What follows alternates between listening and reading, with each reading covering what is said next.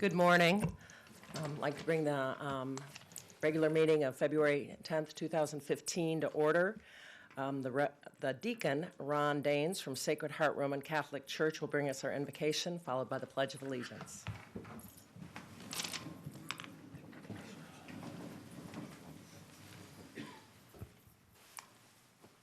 Let us bow our heads in prayer. We stand before you, Holy Spirit, conscious of our sinfulness, but aware that we gather in your name. Come to us, remain with us, and enlighten our hearts. Give us light and strength to know your will, to make it our own, and to live it in our lives. Guide us by your wisdom, support us by your power, for you are God, sharing the glory of Father and Son. You desire justice for all. Enable us to uphold the rights of others. Do not allow us to be misled by ignorance or corrupted by fear or favor. Unite us to yourself in the bond of love and keep us faithful to all that is true. As we gather in your name, may we temper justice with love so that all our decisions may be pleasing to you and earn the reward promised to good and faithful servants. You who live and reign with the Father and the Son, one God, forever and ever. Amen. I pledge allegiance to the flag of the United States of America and to the republic for which it stands, one nation, under God, indivisible, with liberty and justice for all.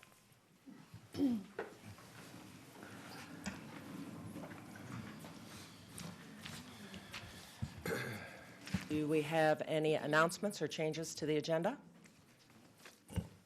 Madam Chairman, yes, we do have a few changes on the consent agenda. Item number 10, Resolution R15026, amended fee schedule for planning, zoning, and land development activities.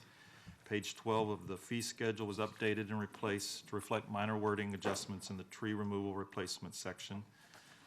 Item number 15, Florida Department of Transportation Agreement for access to conduit. We ask that that be deferred. And the last item is a change to the regular agenda. Mr. Hunzeker came in this morning, wasn't feeling well. We respectfully told him he should go home, and so he won't be able to be here today. So he asked that we defer that item until the next board meeting. Okay. Thank you. All right. Well, thank you. We hope he feels better. Next up, we have awards, proclamations, and presentations. Our first award is for Employee of the Month, Ben Glasser. Please come forward.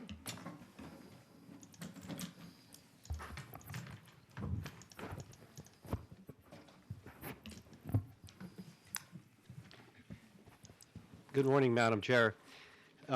It's another glorious day in Manatee County, not only because of the fine weather, but because today we're here to recognize and celebrate February's Employee of the Month. I'm pleased and excited to introduce you to Manatee County, to you and Manatee County community, our February Employee of the Month, Diane Glasser. This morning you'll learn about what makes Diane so special to us in Manatee County as she fulfills her role as a health benefits specialist. Melanie Velt is here, who is a supervisor of employee health benefits, and will introduce Diane to talk to you about why she has been nominated. But first, I just want to spend 2 minutes just giving you, for the benefit of new board members and our viewing community, just a backdrop on our program and how Diane fits into that program. Diane is a member of our Employee Health Benefits Division, which is part of our Human Resources Department, and is responsible for the operations of our medical, dental, life, and long-term disability insurance, in addition to our deferred compensation plan and our comprehensive wellness programs. As you know, Manatee County offers a very unique and nationally recognized health and wellness plan for employees and their dependents, and that has shown to be highly valuable for Manatee County and its tax-paying citizens. Our health plan, which is titled appropriately Your Choice Health Plan, is self-funded, so it has been critical for the county and specifically our health benefits program to continue to explore ways to help manage our costs as well as find ways to help employees become healthier for their own benefits as well as the benefit of the community. The County Commission has been an integral part of the success of our health and wellness plan by displaying outward support of the program through their own participation in wellness programs and adopting a culture of health resolution. You and the administration clearly recognize the impact that quality health and wellness benefits has to the necessity to build a better workforce, to be able to provide customer service with excellence, and to compete within the region to promote and attract economic development. The health plan is entitled Your Choice for a reason because our plan design is set up in a way that puts the accountability on employee independent for his or her own health. Through the design of our health plan options, employees and dependents are made aware of health risks and opportunities to better their health and on-site services that are designed to assist them with improving their health. Specifically, Manatee County, we have created an integrated and on-site program that is a component of Your Choice Health Plan, where employees and their dependents have on-site wellness and health management programs and clinical and administrative advocates available to help them as they work towards managing their medical conditions and making lifestyle changes that will ultimately result in a higher culture of health at the county, as well as improving health and well-being for the employee and their family members and lower costs for Manatee County taxpayers. The intention behind the health plan is that these professionals surround themselves around the member to support him or her with their health needs. Diane Glazer is a part of that professional team surrounding and supporting our health plan members. She plays a vitally important role and integrated role in assisting our members with finding what works for them and their family members to move them to a higher level of well-being and health status. Our history has proven to us that the programs we have in place have absolutely given us a return on our investment in that we have had a negative 2.5% trend on our health insurance costs since 2009. We believe that our trend is a direct result of the plan design paired with the on-site clinical programs and support advocates like Diane, who work together with the member to help them achieve better health and a higher level of well-being. So I'm very excited to introduce you to Diane. Melody will briefly tell you what Diane does and present the award. Thanks, Rod. Good morning, and thank you for the opportunity to talk a little bit about Diane Glasser. Excuse me. She is coming to us from over 20 years in employee benefits. That is a tremendous asset to the employees of Manatee County and to employee health benefits. But believe it or not, that's not what really makes Diane shine. She has, when you look at her, you kind of figure it out: polish, professionalism, poise. But you know what? It's what's on the inside that counts, and it's what you don't see with Diane that really makes her stand out. If you're a new employee and you're trying to figure out the ins and outs of our Your Choice Health Plan, can be confusing. Long-term employee faced with sudden illness or an accident, our insurance is there to give you some comfort and some security. But what happens in reality? In reality, there's appointments, there's time off, there's bills, there's doctors, there's procedures, and you're navigating this insurance, you're confused and you're stressed. That's where Diane comes in. She gives you information, she gives you assistance, understanding, and she makes you feel like you are her priority no matter what and no matter how long you need her. She's doing this while supporting over 6,000 other employees and family members. Her care and her compassion come to her as easily as breathing. We get emails, of course, about Diane from everybody. Kudos, thanks, compliments. And I took a few excerpts because I think that's what really says it all. Calm and collected, even in the most stressful situations. always smiling and willing to help no matter how busy she is. She inspires health and wellness and is a role model to her coworkers and her members. She is a very glass half full person, and what a joy to have people like that in our lives. She's been extremely helpful in assisting me sort out the benefit options, and being new to the county, this is much appreciated.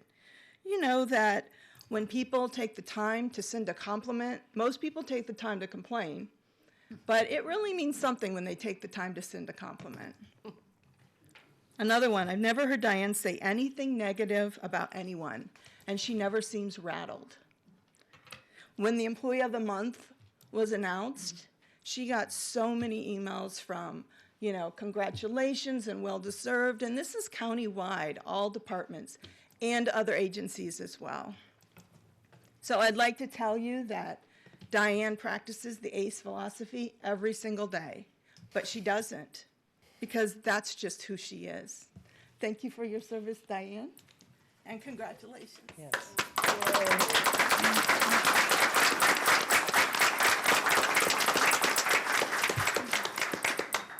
Okay, now you got me all teary-eyed. I do want to say thank you for taking the time, Melody, and also for thinking enough of me to nominate me for this award. It's truly a privilege to work with you each and every day, and to not only call you my coworker, but a good friend. And if I do good at my job, sorry, I get emotional. It's because I have to rise to the standard of the whole office full of people that I work with. They're the most caring, thoughtful, kind people, and professional and knowledgeable that I could ever have hoped to have as coworkers and friends, and they truly are there for each other and for everybody that works for Manatee County and their families every single day, and I couldn't be more honored. Thank you so much.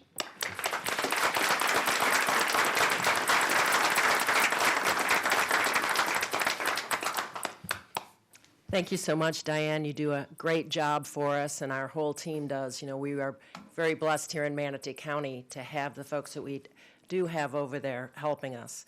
You've helped me many times, so thank you very much for everything that you do. Madam Chair, Yes, on ma'am. that, the county has started something that we've started a few years ago, and you mentioned it, Rodney, 2009, the Why Wait program. And this, as we all know, when you're obese or you're overweight, you tend to have a lot of medical problems. And the county started this program, and the first year, we lost 4 tons among the employees who were in the program, a total of 4 tons, and I think they were on the doctor's program. I mean, we've been recognized nationally. So, and the smoking, you have smoking cessation that has been very successful. And if you choose to continue doing unhealthy things in your lifestyle, you pay more as a county employee. So if you choose to continue to smoke, you pay more on your out of pocket. So you're responsible for your own destiny. So I just want to thank your whole department. What a good job you're doing. Yes. Thank you.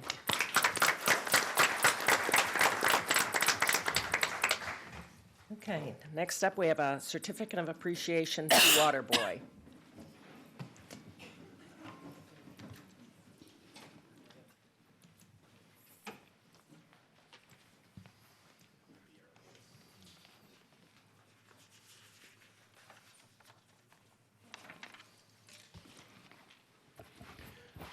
Good morning, Madam Chair. Phil Brown, President of the United Way, Manatee County. So it's hard to follow that, and I want to acknowledge how wonderful that we can shed light on and appreciate the folks that we have in this community. Ms. Glasser is a county employee. She's a government employee. She serves 6,000 employees and their families, right? Those are all good things, and sometimes those words to characterize people are pejorative, used in a pejorative sense. So yes, she's an example of our community in many, many ways. So Yeah, I'm glad I was here to hear that. I'm here with some colleagues. You all know Stan and Art, right? And then we have Katie Becker, who's my colleague at the United Way. We have Scott McLaughlin, we have his wife Ping McLaughlin, and we have Dave McLaughlin. I actually wrote this down. It's a little bit unusual that I speak to you in this way, so let me do that. The United Way of Manatee County wanted to present this plaque,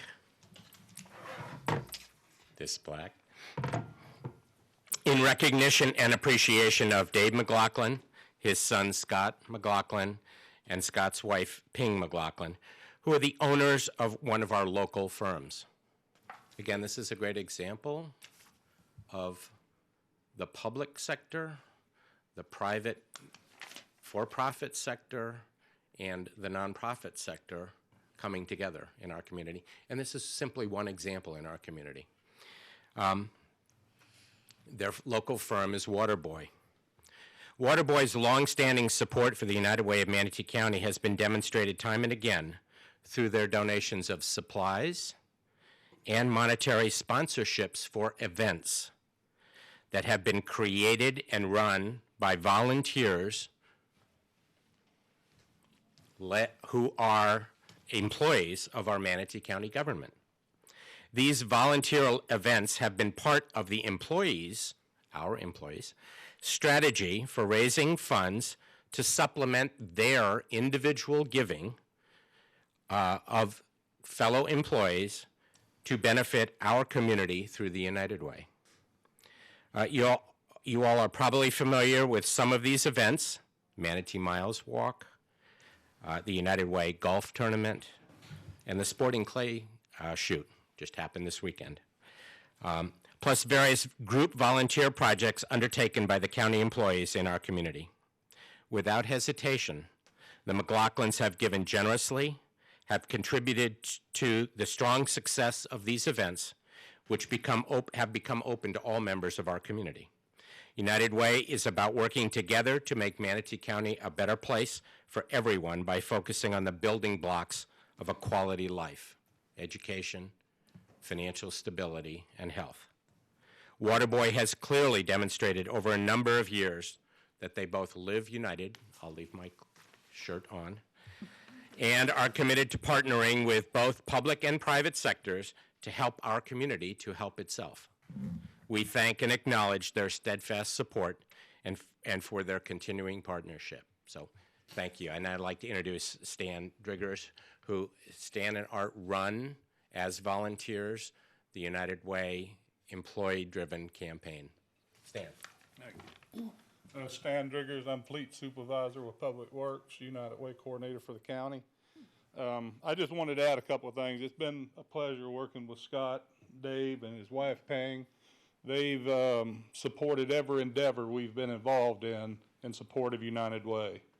They've never once told me what they'll give me. They've always asked what I needed.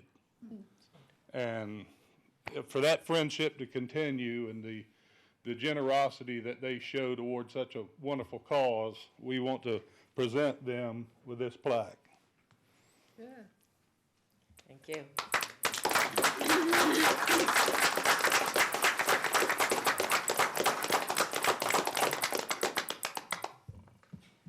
That's all we have. Would you like to say anything, folks? Would you like to say anything to us? all like to? Sure. All the stuff you do. Thank you, first of all, for the recognition today. That's very, very nice. We're very happy to be here. And, we're very happy to support United Way in Manatee County. And we've had a great opportunity to work with a lot of wonderful volunteers from Manatee County, and it's just been a pleasure. So thank you very much. Thank you very much for everything you do. Okay,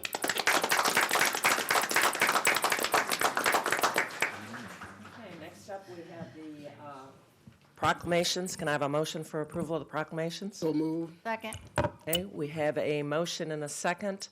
All those in favor signify by saying aye. Aye. Opposed, same sign. Okay, the proclamations are approved. The first proclamation we have is for the Lake Erie College of Osteopathic Medicine, Medication Adherence Awareness. Commissioner Baugh.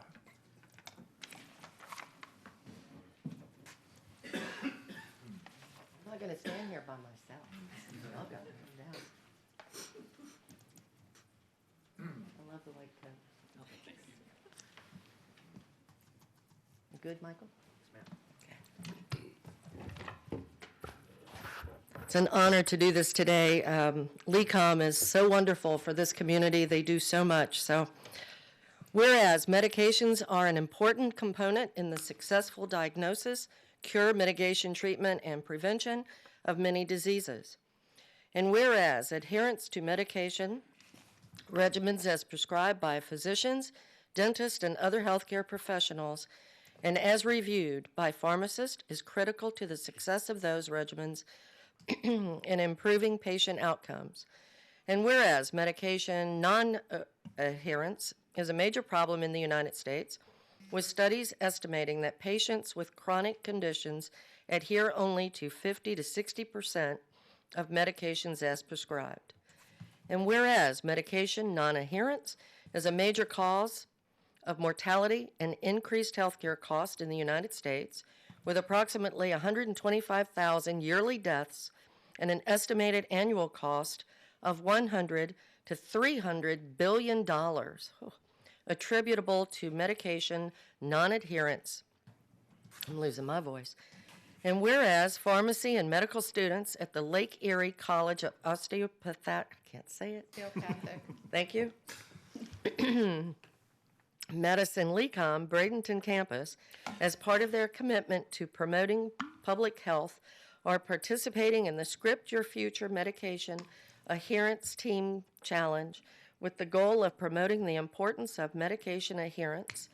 And whereas LECOM medical and pharmacy students have planned several medication adherence awareness events in the Bradenton community throughout the month of February. And whereas the LECOM School of Pharmacy has received national recognition from the Script Your Future campaign for student pharmacists, efforts to promote medication adherence.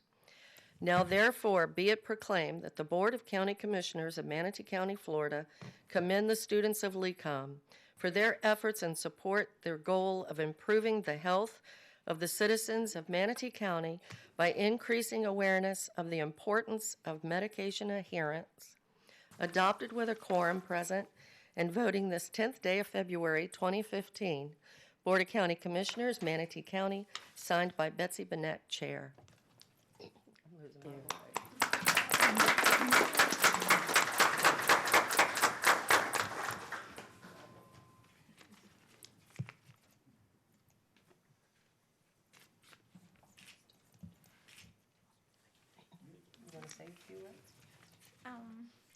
I would, on behalf of LECOM and especially the pharmacy school, I would like to thank the county commissioners for this opportunity and for getting on board with the Script Your Future initiative. We, especially through the month of February and January this year too, we've been promoting medication adherence through different events in the community. And this is something that we feel is very important, especially for patients that suffer from chronic conditions like COPD and asthma, hypertension, and diabetes. So we thank you again for this opportunity and letting us spread that word. Okay. Well, thank you for being involved. Commissioner Whitmore. I want to thank LECOM because they are at the One Stop, and you've been there. I'm not sure which year of your program you do it, maybe the third or the fourth. And I want to thank you because I've actually seen you sit in a room, and this never happens in my lifetime. I don't even think it's since the very beginning. But I will see you guys sit in there with a patient for an hour, going over all their medicines, explaining what it does, and making sure that they have it. And then I've seen you back in there when I've seen the same patient come back, so I appreciate it. And I've talked to a few pharmacists because we've got this flu and bug season going around, and I see LECOM students at all the pharmacies. And I want you to know how much your pharmacists at those pharmacies appreciate it, because they've told me, especially the ones at Walgreens, that if it wasn't for you, they don't know what they would do. So it's a good learning experience for you, and you're also helping out the community, so thank you. Thank you. Very much.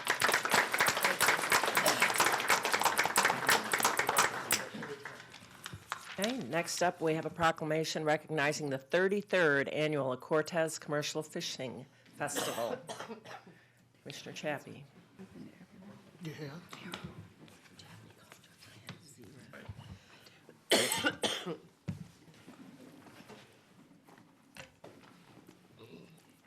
I am so honored to be able to read this proclamation. You know, what FISH does and what the Cortez Village Historic Society does for Manatee County, for our community, it's about preserving a way of life. It's about protecting our heritage, and it's about protecting our environment. It is so precious what we have here in Manatee County, and the volunteers that are standing behind me and the work that they do for Manatee County is just unbelievable. And the 33rd year, you know, what a success. I know I'm going to be there this weekend, and I hope the rest of you will be there.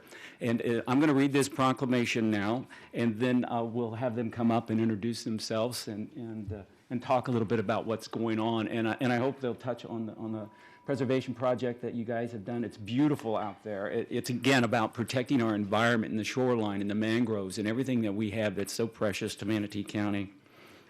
Whereas 33 years have come and gone, and still the activities carry on. Whereas music, art, fish, shrimp, seafood galore will be served to thousands along the shore. And whereas the Florida Institute for Saltwater Heritage, FISH, and Cortez Village Historical Society report that they are groupies. And whereas Cortez fishing families now celebrate 125 years of feeding the multitudes. And whereas the Florida Institute for Saltwater Heritage has undertaken a large-scale habitat restoration project in the Fish Preserve, and whereas the theme for the 2015 festival is I'm a Groupie, and whereas the 33rd annual Cortez Commercial Fishing Festival will be held on February 14th and 15th, 2015, now therefore be it proclaimed by the Board of County Commissioners of Manatee County that February 14th and 15th, 2015 shall be known, designated, and set aside as the 33rd annual Cortez Commercial Fishing Festival Days in Manatee County, Florida, and it has been adopted by a quorum present and voted this 10th day of February 2015 and signed by our chairman, Betsy Benak. Thank you. Please. Hey, good to see you. Here you go. Thank you. Thank you. Thank you, John, for those kind words.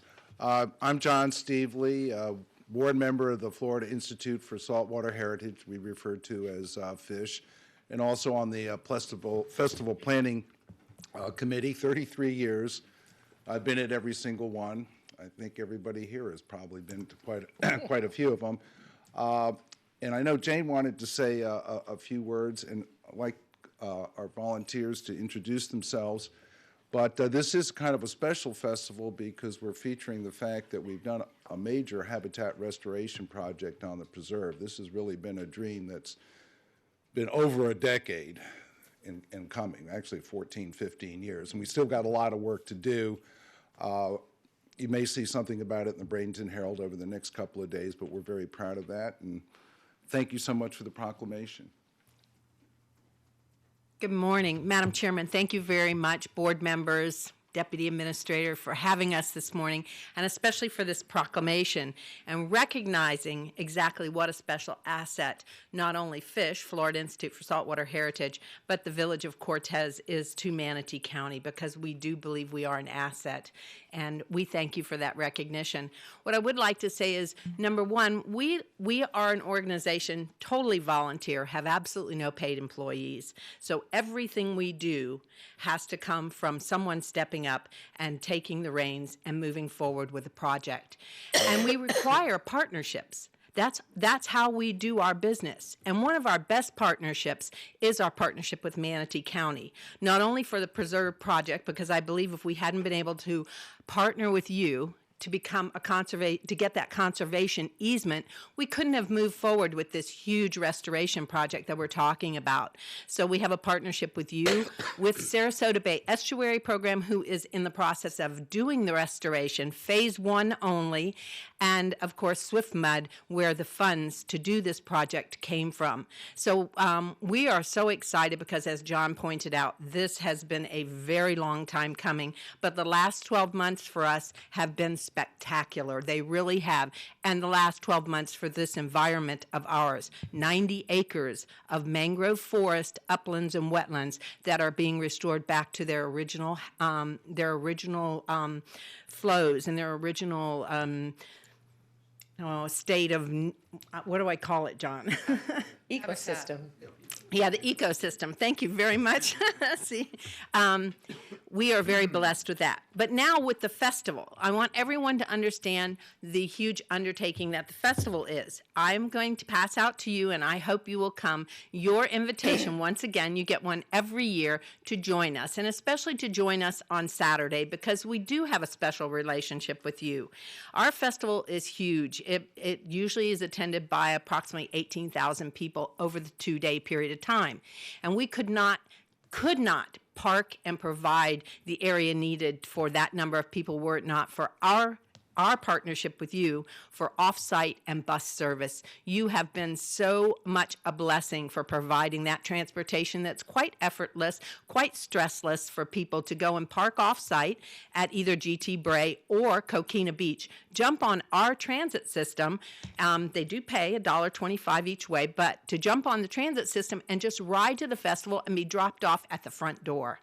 I mean, it is such a great partnership with you that we have had over the years, and we want to recognize that this year, please. So if Madam Chairman, you or our Commissioner, Mr. Chappie, could be present, we really do want to recognize you this year for that partnership because it's so important.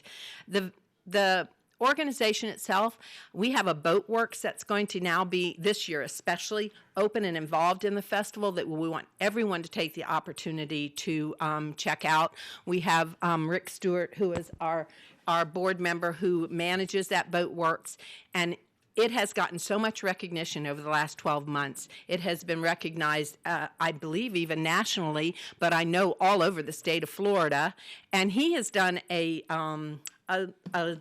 program called Tales from the Teak that were filmed and star him on Sarasota's educational channel. And so I hope you can go on their channel and check that out. I believe it's a program that will continue to be on, Rick? It's currently on YouTube, available on the edchannel.net on YouTube.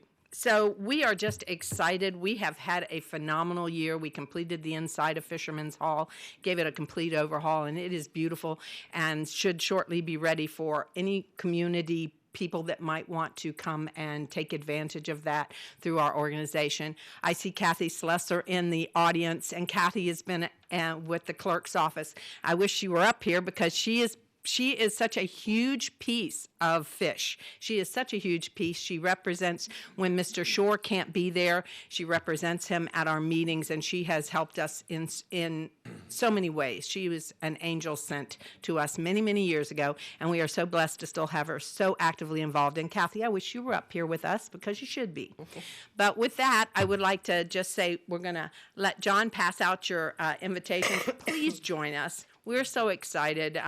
We had a few stressful years. We're not going to lie about that, but we are moving forward with giant leaps and bounds, and it's mainly because of partnerships we've been able to go out and forge, and we are going to continue to do so to live up to our mission, which is to promote, educate, and protect Cortez, Florida, commercial fishing, maritime cultures, and the environment on which they all depend. So we thank you very much. My other board members, we have Doug Calhoun. Come up and introduce yourself. Yep, my name is Doug Calhoun. I volunteered with Fish for, I don't know, over 10 years anyway, and I've recently been elected to the board. I actually am the one that came up with the I'm a groupie thing. That's my claim to fame. It worked. I'm Rick Stewart. I'm the manager of Fish Boat Works, and I'm very thankful for all you've done for us, and I hope we can do a lot of things in the future. Thank you. Okay, thank you. Thank you very much for having us here today. I really appreciate the opportunity to speak to you. I'll be very brief. I'm a volunteer at the Fish Boat Works, and I volunteered for about 2 years with Rick, who was really just an expert and just a craftsman, an artist craftsman, as well as a person that can organize volunteers and put a passion into what they are doing. And we have made, I think, a lot of progress in the last 2 years. And I really see the Fish Boat Works both as maybe a nucleus for the fish preserve, in that the entrance to the preserve is at the Boat Works area. And I really think that it's an opportunity for the Boat Works to teach young and old alike the heritage that is the Cortez Village. Thank you. Thank you. So everybody come out this weekend and join us. We have over 180 volunteers. That's what it takes to run that festival for 2 days, and we thank them all, but we just want everyone to come out and enjoy and have a great time. A lot of good entertainment, food, a huge children's area, so the kids have a lot to do at our festival, and much learning to take place. At the museum, we'll have dock talks, so please come out and learn about the village and about just what makes us so special. Thank you very much. We appreciate the proclamation. Thank you. Okay, thank you. I know we all look forward to going this weekend, so we'll see you there. Thanks.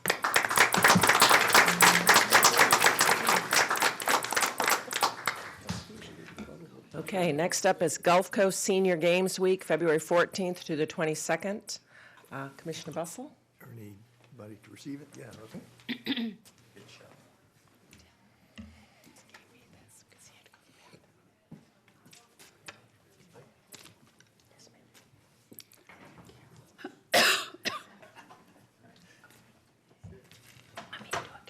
I think we have a spy here who's not a senior games person, but that's okay.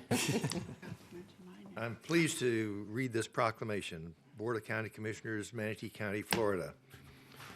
Whereas Gulf Coast Senior Games serves over 500 senior athletes, providing a vehicle for senior citizens to participate in an Olympic-style sporting competition each year. And whereas the Manatee County Parks and Recreation Department, in partnership with Sarasota County Parks and Recreation Department, provides an opportunity for seniors to adopt a healthy lifestyle through personal fitness so that they remain active and enjoy their lives to the fullest.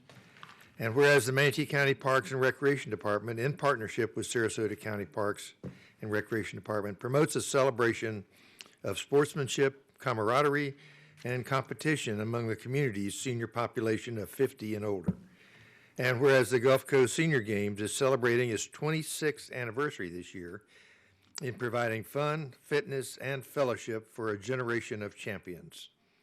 Now, therefore, be it proclaimed by the Board of County Commissioners of Manatee County, Florida, that February 14th through 22nd, 2015, shall be known, designated, and set aside as Gulf Coast Senior Games Week in Manatee County, Florida, to acknowledge and honor the senior population here for its achievements and inspiration during this week-long event, adopted with a quorum present and voting this 10th day of February 2015, and signed by our chairman, Betsy Benak.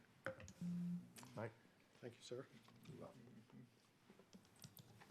Good morning, Commissioners. Morning. My name is Mike Whalen. I'm the Division Manager for the Parks and Natural Resources Department. And we really appreciate your support in bringing these games once again to Manatee County. This is the regional area for qualifying for the state games in December. And we have a lot of participants this year. The spy among us is Matt Porter. I'd like to tell you that the reason we had to use somebody under 50 is because everybody else is participating, but that wouldn't quite be true.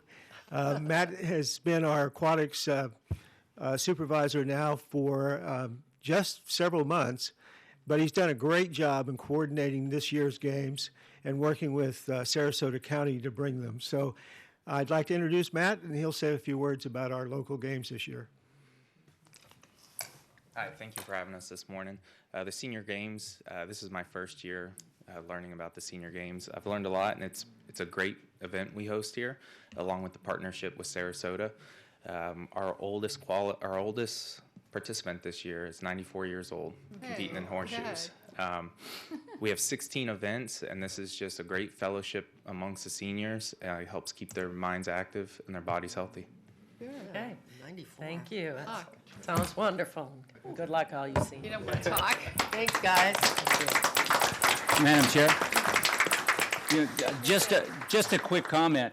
A lot of people around the state, I don't think, realize the facilities that we have with Manatee County, our Parks and Recreation Department. It's amazing the facilities we do have. I've walked through there during different events, and people are always commenting about the shape of the fields, the courts, the activities that go on here in Manatee County, along with Sarasota County. But we're in Manatee now, so I'm gonna toot your horn. It's a wonderful thing that you guys do, and staff just needs to be congratulated continuously about the great work you do and the programs that you provide for Manatee County and the residents and visitors of Manatee County. Thank you.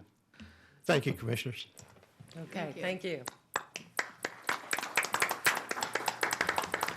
Okay, next up, we have Engineers Week in Manatee County, February 22nd through the 28th. Commissioner Whitmore be joined by all of a large group of engineers in the audience.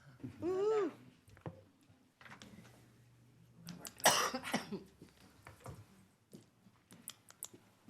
A lot of engineers. Come on up, guys. Jeez. Come on up. Close. Yep, don't be shy. You all work for the county? Oh my gosh, keep on coming. Okay. Come on.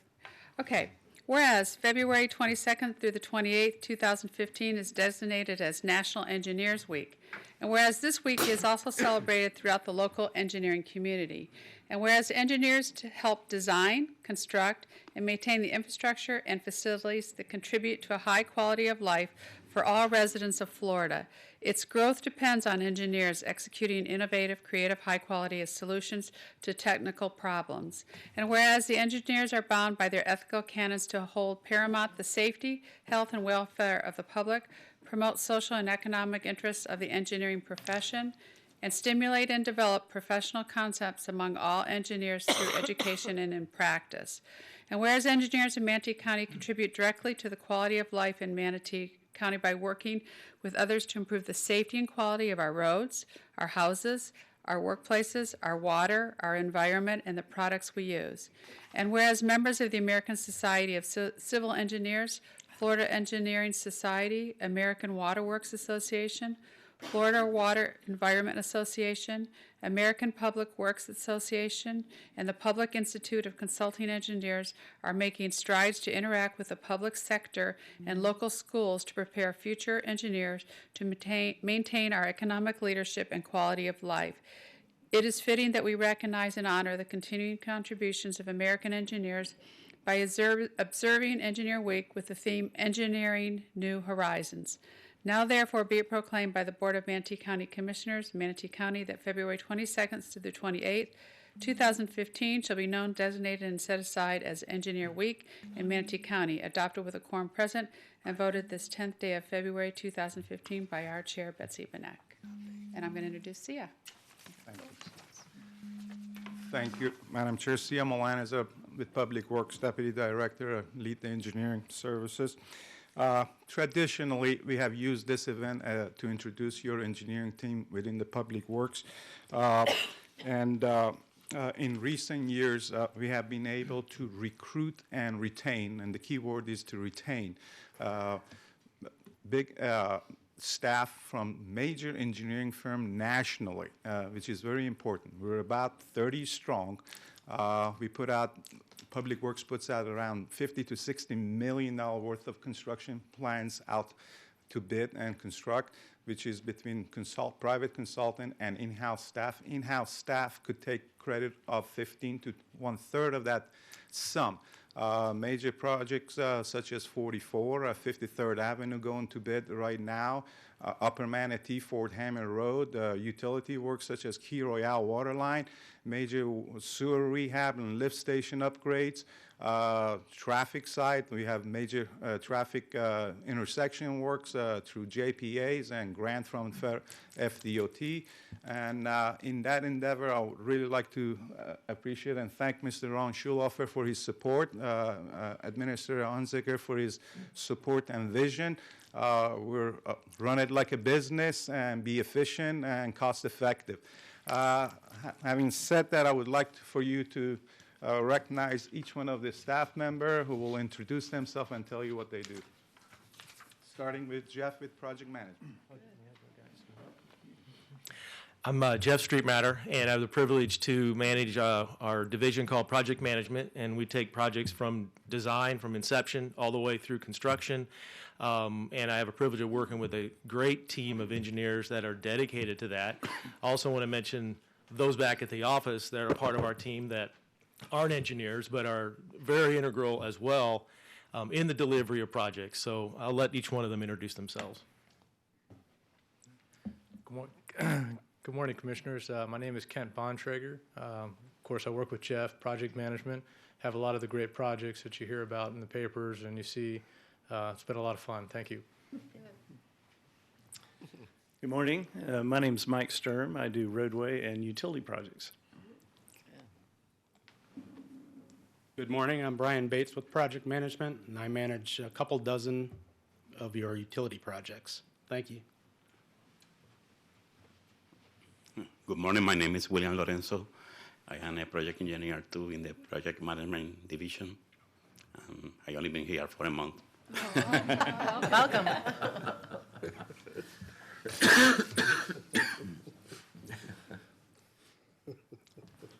Thank you very much for the recognition. My name is Chris Mowbray. I'm the team leader for the Highway Engineering Division. I'd like to have them come up here and introduce themselves. Good morning. I'm Dr. Sunny Fu. I'm the senior project engineer from Highway Engineering Division. Thanks. Good morning. My name is Gregory Bergman, working for Highway Engineering Division, doing roadway design and drainage design. Thank you. Good morning. My name is Dr. Puni Bonefils. Highway Engineering Division, working on roadway design, and lately I've been working on the Southwest area.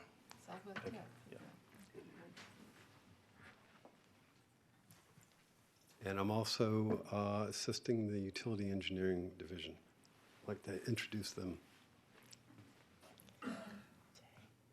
Hello, Shay Shown, Senior Project Engineer for the Utility Engineering Department. Jim Stockwell, Senior Project Engineer, Utility Engineering. Mike Jankowski, Senior Project Engineer. Hello, Clay Barth, Utility Engineering. Morning, Sajid Kamiya, Deputy Director of Traffic Management. Traffic Management Business Unit, as you all know, has kind of three components to it. One's transportation planning, so you get to see Clark Davis quite a bit. One is traffic operation, and that's Aaron Burkett. He's the Division Manager for Traffic Operations, and you actually see him a little later today as well. And then the third component is a big chunk of that is engineering, and Vishal Kakad is the lead for our Traffic Design Division, and I'll introduce him next. Thank you. Morning, Commissioners. Vishal Kakkar, Traffic Design Division Manager. My group is further divided into three sections, but it works together with all of the folks here. We work very closely with project management and CIA's group for engineering. My group is primarily responsible for Traffic Management Center. Fabio Capillo is the TMC manager. He's not here. He's out. We are getting him trained. The other section I have is traffic system section. They are responsible for signal timing throughout the county. And that group is also responsible for plan reviews, anything that comes in-house signal design, anything that we do in-house design that is traffic related, that group does. And the third group is traffic information section. They do all the traffic studies. If somebody wants a stop sign somewhere, a signal somewhere, a speed bump and golf carts, they do all those traffic studies and they contact the citizens directly. That said, I have Paul Villaluz here. He's our person pretty much one-man army. He does attend all the meetings, talk to everybody about plan reviews, pre-application meeting, access management, in-house design, great asset to the county. I'm not going to steal his thunder, so Paul. Thank you, Vishal. Now that my thunder has been sufficiently stolen, I just have my name. I'm Paul Villaluz. I've been here with Manatee County since October 2012, and thank you for the opportunity to help serve the citizens of Manatee County. Back to Vishal, I suppose. Or no? Tom Gerstenberger. Thank you, sir. First off, I'd be remiss without pointing out some of my other team members who are back at the office. They include Mike Olmsted, Mark Jones, Stuart Leosi, and Mark Mayer. And the two gentlemen behind me just happened to be a little bit shy this morning, so I told them, well, why don't you give me some little information I can give to the board. First off, Mr. Ken Cohn, he has been employed with the county for 3 years, but previously in his prior life, he's worked with both Swift Mud and the DEP for a total of 23 years. And his greatest joys in life are his wife and his 3 daughters. Otherwise, Smart man. behind Ken is Mr. John Pari. He has worked for the county for 6 years, and his personal accomplishments include running several half marathons and climbing Long's Peak, which is the twin peak to Pikes Peak. Last but not least, and I know this on blast, I don't understand that. I even brought my sneakers today so I could be first. But anyway, Mr. Thomas Gerstenberger, lifelong resident of Manatee County, graduated Manatee High School, went on to graduate from MCC, yes, MCC, then on to University of South Florida. Employed with the county for 12 years, almost 13, that's March. Lifelong accomplishments include kayaking to Egmont Key several times, kayaking the length of Anna Maria Island, yes, all 17 miles, hiking the Grand Canyon, hang gliding, flying a plane, and last but not least, obtaining a motorcycle license. So that would be all of us engineers from Manatee County.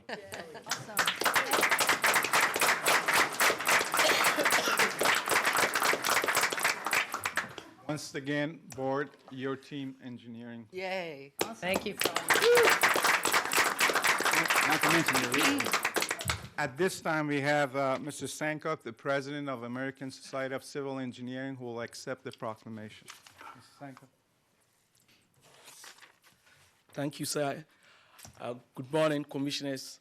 It's a privilege to be here today to accept this proclamation on behalf of American Society of Civil Engineers and other engineering associations around. American Society of Civil Engineers is the oldest engineering profession in the country. It consists of over 150,000 members in over 174 countries. The local chapter comprises of engineers within Manatee, Sarasota County, and Charlotte County. We have a number of activities planned for this engineering week. We have the Skyway Bridge tour, which is scheduled for 25th. And also we have the Le Barge Cruise, Sunset Cruise, which is also scheduled for 27th. And lastly, but not the least, we have the Toothpick Bridge competition on the 28th. And again, I invite all of you to partake, especially my colleague engineers here. Thank you. Thank you. Thank you.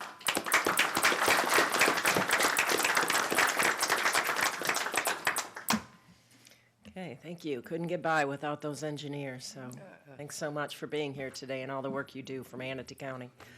Now we're ready to go to our consent agenda. Are there any items that any board member would like pulled from the consent agenda? Commissioner Smith. Madam Chairman, I would like number 19 pulled, please. Okay. 19 pulled. As you know, when we pull an item, it will come back to us at 11 o'clock, 11:30, unless we're ready to take it up before that, I guess. Depending on how things go, we don't have a very long agenda today. So number 19 will be pulled. We don't see anyone else on the board for anything to be pulled. So at this time, I'll go ahead and open the consent agenda items open to the public. I do have one person signed up to speak on item number 13, Linda Neely, if you'd like to come forward.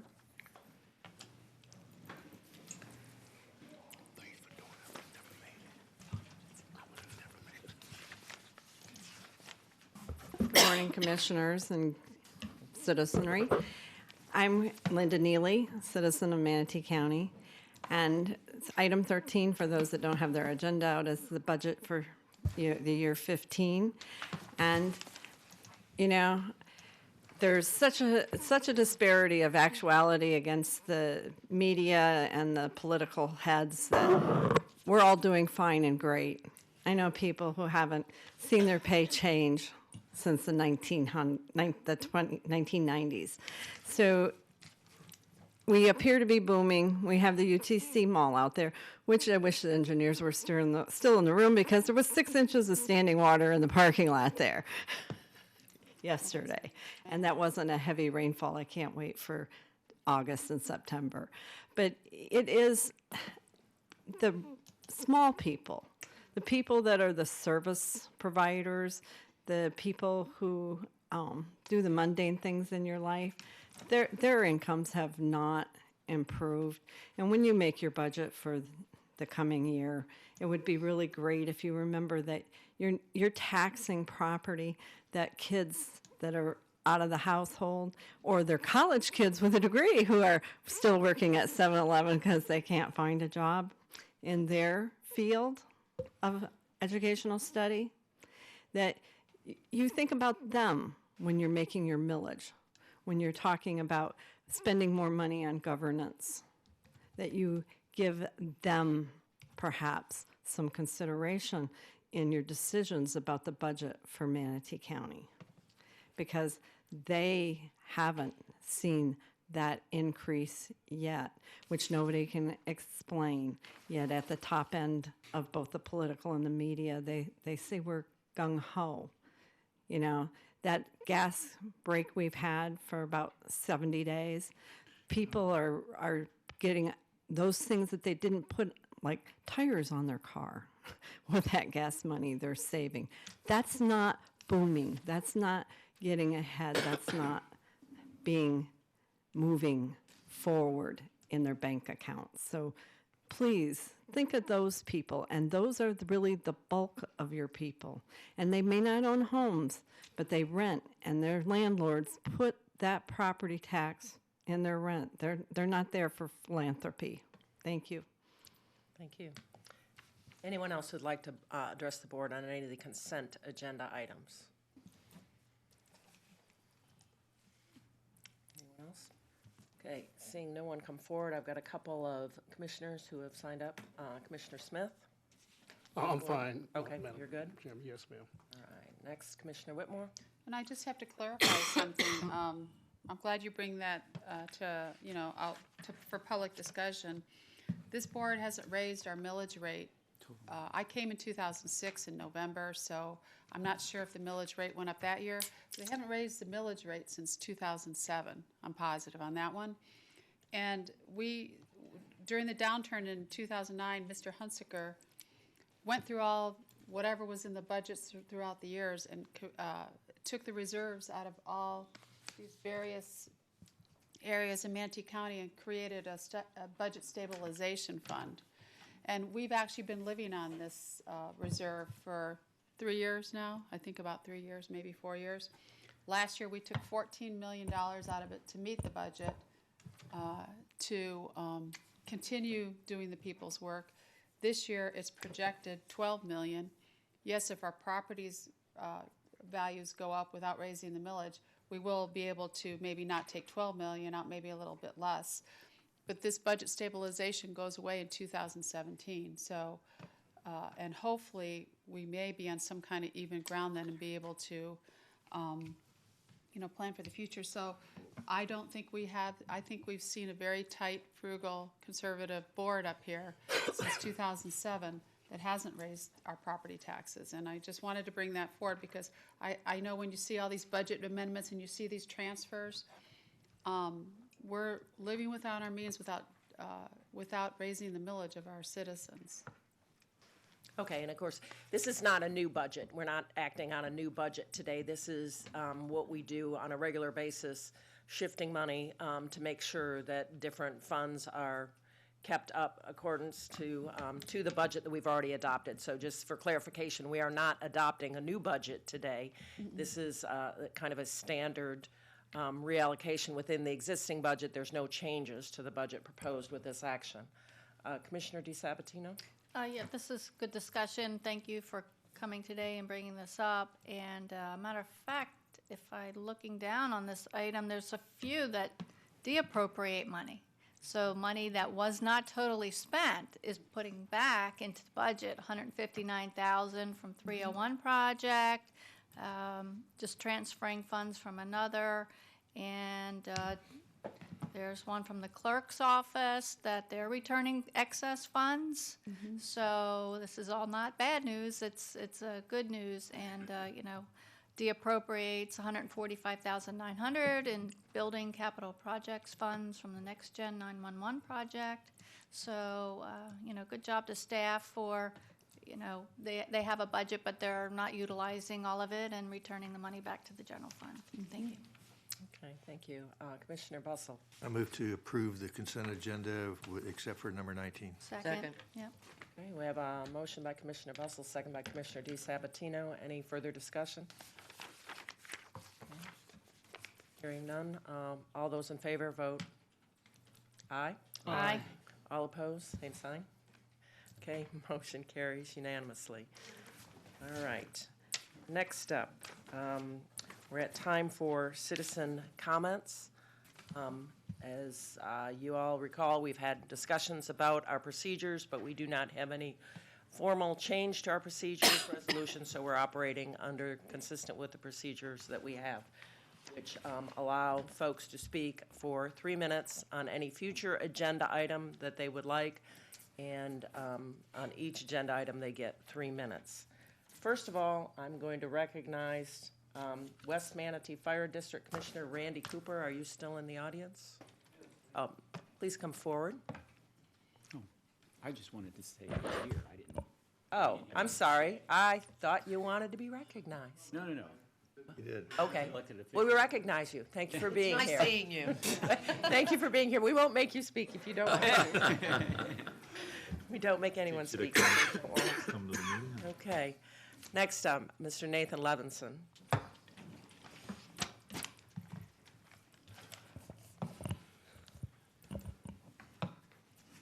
Good morning. My name is Nathan Levinson, District 2. I publicly requested the pet retention plans that were given to the first Chris Weiskopf in 2009, then given to Chris Weiskopf and Bill Hutchison in 2011. With individual help for every step of the no-kill equation, given by Denise Diesler, one of the ones that has helped lead Jacksonville to true no-kill. After waiting for over 2 weeks, I finally received a response that you do not have to hold on to such plans for over 3 years. This is the key here, over 3 years, in which nothing has been done or is currently being done to carry this out shamefully and derelict of duty. You did not or need the Matrix report to know this. To be told this because the constituents in which you all serve have told you many a time that $58,000 later, then add $16,000 more of Manatee taxpayer money wasted on being told your failures and inaction for over 3 years. Now, there is a public workshop for the Matrix being held exactly when you said it would not be. In hours most of the public has to work against, what the administrator said was going to be done, more derelict of duty yet again. It's only been a few weeks from when I presented you evidence of Jerry Hill for the 3rd time trying to legally take a dog that was confined under the Manatee County Animal Ordinance and AC officers illegally trespassing. I asked you, John Chappie, and you told me there would be an investigation. There was none, and I have verified this. This is by the same officer that names the dog Floor Shitter and another Lucifer, and they were put on Pet Harbor with these names. This animal control officer only received verbal counseling twice on these offenses, going against yet again your own ACE policy. As the administrator has said, there isn't even only one time this will be tolerated, but yet this is twice on this. 3 times on illegally taking dogs, breaking and entering, illegal coercion and threatening and intimidating by this officer, yet nothing is done. We, your bosses, the people you work for, want answers, investigations, and action. His removal and all others that commit heinous crimes such as these. One of a few officers, the only ones, called in Napier's defense. Only Manatee County Animal Services was called in their defense. This is a black spot on all of you and all of us.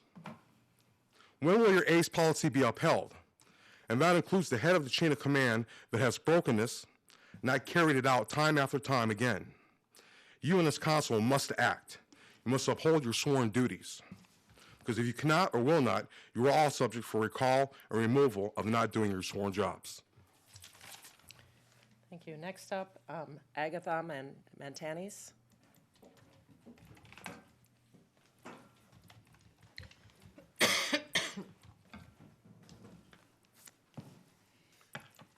Good morning.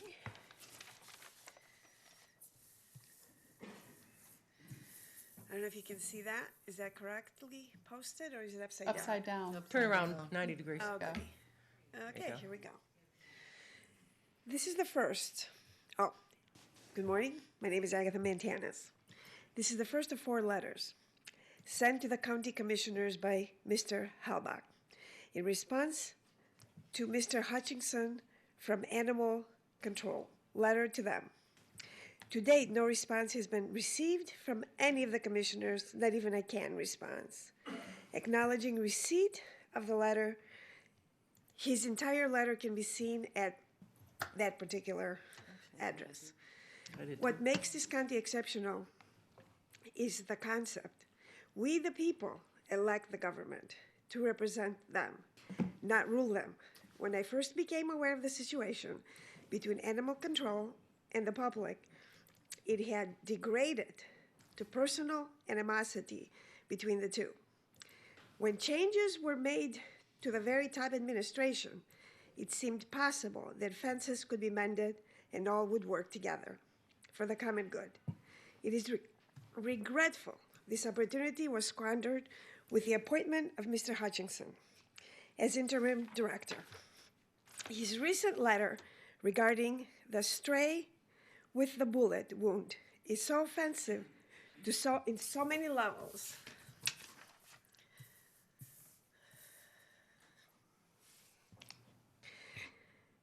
First and foremost is the arrogant disdain he shows towards the citizens to label people crazies because they do not agree with him is contemptible.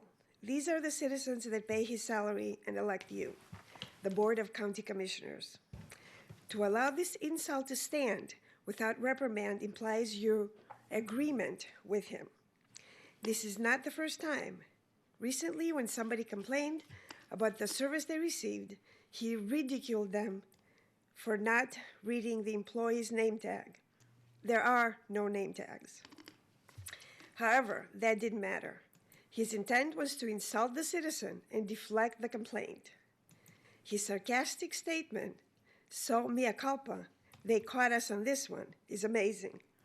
Was he saying, big deal? So the dog suffered for 10 days? Or more hideously, big deal, they caught this one, but we got more by them than we got caught on? How much did not they get caught on? But not the least is the disregard he shows towards animals.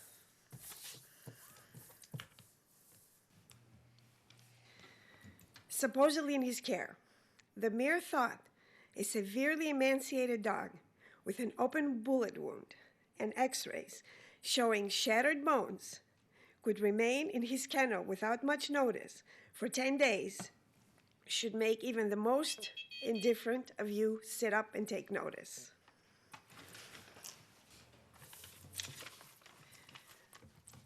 Thank you. Deborah Glow. You need to hand them in. Agatha, you need to hand those in.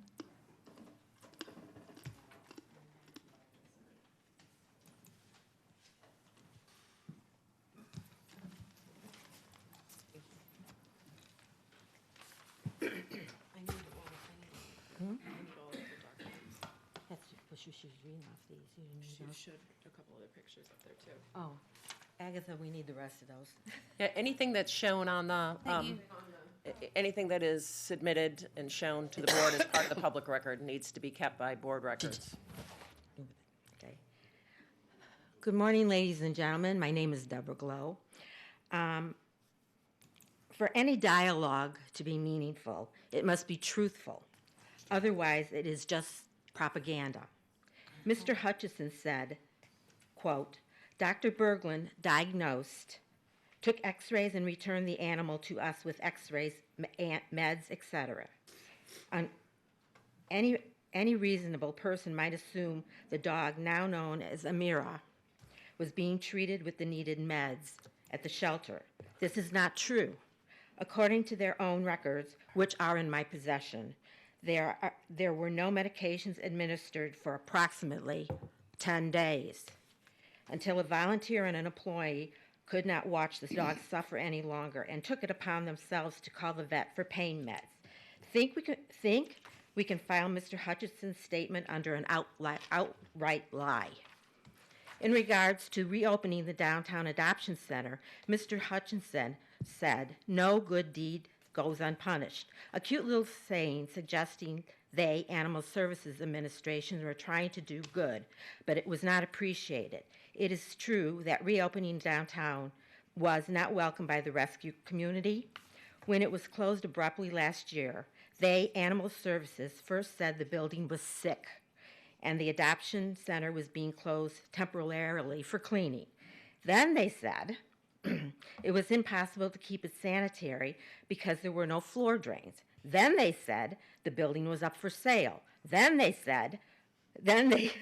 floated around the idea of a cat-only adoption center with 100% volunteer staffing, but decided that would not work because all volunteer staffing was impractical. Then they said they were leasing it to a cat rescue. Lastly, they said they were going to open it under the much-coveted private/public partnership with Bishops. However, in the end, they opened it up as a 100% facility with all volunteer staffing. The exact scenario they, Animal Services, said would fail. This adoption center was set up for a failure, but all these plans gave them, Animal Services, covered to say they tried, but the public wouldn't support it. The Animal Services' latest story is dogs can't be there because there are not enough walkers. I'll leave it to you to determine which of these are distortions and which are half-truths and which are outright lies. So while their Animal Services complain about overcrowding in Palmetto, 30 or so more kennels remain empty downtown, so they cannot conduct this elaborate ruse. Since they control the records and since they cannot be trusted to tell the truth, it is not possible to confirm. But I would estimate 30 to 40% of adoptions were from that center when it was open, and that has stopped. What can be said using their own records is that 5 times as many dogs are being killed by MCAS than cats. Dogs take up easily 5 times as much space than a cat, consume at least 5 times as much food. Because of the variety as far as size, breeds, demeanor is concerned, dogs are at least 5 times harder to successfully place in homes. In spite of all this, Mr. Hutchinson has decided to shun dogs in favor of cats. Make no mistakes, rescue groups value cats' lives as much as they do dogs, but to exclude dogs entirely cannot be called a good deed. These are glaring statements in this letter. A full history of the misleading statements could fill volumes. If there is any question why the animal advocates, aka crazies, and I'm one of them, are upset, you only have to think back. The contempt and abuse heaped on us, and the endless lies being said to us and about them. Thank you. Thank you. Catherine Morningstar.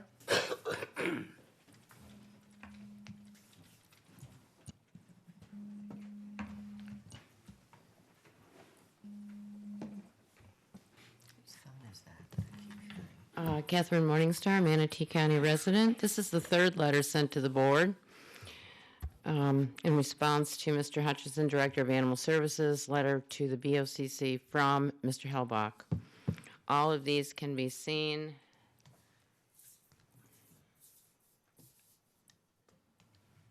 at the address provided. It's hard to believe a person could pack so many objectionable statements into one letter, but Mr. Hutchinson did carefully choose every word to do so. We have already discussed the contempt he shows toward the public, the animals, the use of lies and half-truths to conceal his plans to sabotage adoptions. The final and most hideous revelation is sabotaging the volunteer coordinator position. I would like to stress at this point that I have never met the person, not spoken to her about this, and have no idea what her own position is. What I do know is that she has remained positive, uplifting, and professional. Could it be that she's too close to seeing the big picture, or is she doing the best she can? Hoping things turn around. For the longest time, Animal Services said they could not promote adoptions or provide volunteer structure without a volunteer coordinator. It's necessary to have one person dedicated to this position because it could not be done as a part-time addition to anyone else's duties. However, after a long search, they hired the present coordinator. Everyone welcomed her. She immediately made positive changes to help the animals. She buoyed the volunteers, swelled their ranks, and scheduled more off-site adoptions than they, Animal Services, have ever seen. She created walk and playtime charts so no dog was overlooked. She researched and made available training programs for volunteers to make their activities easier and more effective. She was a friendly face to greet volunteers, listen to their concerns, and boost morale. Now she's been exiled to the cat house downtown, away from the volunteers, away from the dogs that need the most attention, away from the center of activity. Volunteer coordinator is now a part-time job, the exact scenario Animal Services said would fail. Before you, the Board of County Commissioners, accept any lame excuse that it's only temporary. Consider the stupidity of pulling a productive employee away from their job to set up a new facility, only to hand the job over to somebody else. Why not just assign a permanent person to the Cat Adoption Center? Keep in mind the volunteer coordinator's office was dismantled as soon as she left.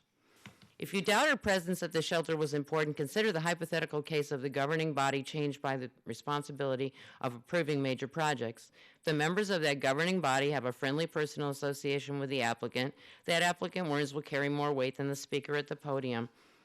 They do not know. Conversely, if their contract with an applicant is nothing more than a completed application and series of emails, the words of flesh and blood person at the podium will carry more weight. Her exile's deliberate attempt to separate her from the volunteers, undo the progress she has made, and place her in a situation where her job is impossible, in Animal Services' words, and replace it with the responsibility to run a facility that is designed to fail, in Animal Services' words. But if the board is not in agreement with the deceptive actions of the shelter director, it is imperative that you, the Board of County Commissioners, immediately put a stop to it.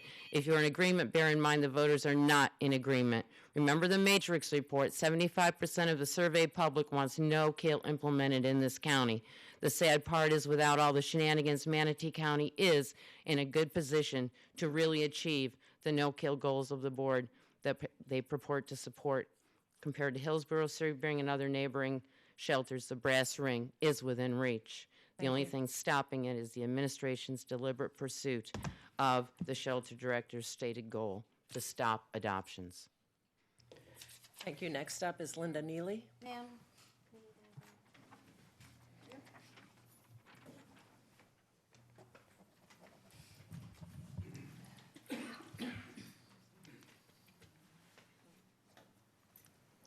Hi, I'm still Linda Neely. Didn't change. I wanted to talk about governance in general. And we have a U.S. Constitution and a Florida Constitution, which are really considered the supreme law of the land. Unless you talk to some people who then decide that the Uniform Commercial Code and that we're all corporations and we must apply to those. But I'm going to go with it. It's the constitutions that rule us and rule our governing, which are you in this particular body. And again, our Florida Constitution says that the political power is actually the people, not the governing, that we wield the power, and that you, under Article 5 of the Florida Constitution, shall let the people peacefully assemble. And we are here today assembled with you, and that we have the right to lecture our elected representatives. So from my viewpoint, from that point of the Constitution is that I've heard multiple members of this body say that they were elected and that they were elected to do their will. I would like to dispute that thesis and say that this body is here to do the will of the true political power of our community, which is the people. And I travel over Linger Lodge Road every night. They're somewhere between 5 and 6:30 p.m. And I watch in amazement all the people that are passing through our county or people who are living in the county and just trying to go home, and they're parked on I-75. That's 3 lanes of traffic. And I think, why do they put up with this every day? I moved to Manatee County, and I worked in East Bradenton and lived at Holmes Beach. And I can tell you, I made that trip a whole lot faster those days than these people are traveling from Fruitville Road to get past Allenton. You know, there's a huge difference in the mileage there. And so what I'm asking this body is that, you know, if you're here to benefit the people, you've got to do something more with the roads before we continue to add more homes, which are more cars. And and as I said, when we talk about somebody I know it was Sarasota County, not Manatee, but we have the same issues in Manatee County of water standing when there are rains. And we didn't have a typical Florida day rain yesterday. And seriously, I didn't go into UTC, but I was at the Strip Plaza, Benderson's Plaza next to it. There was 4 to 5 inches of water in the parking lot. So please, make the lives better of us. Thank you. Thank you. Mr. Wheeler.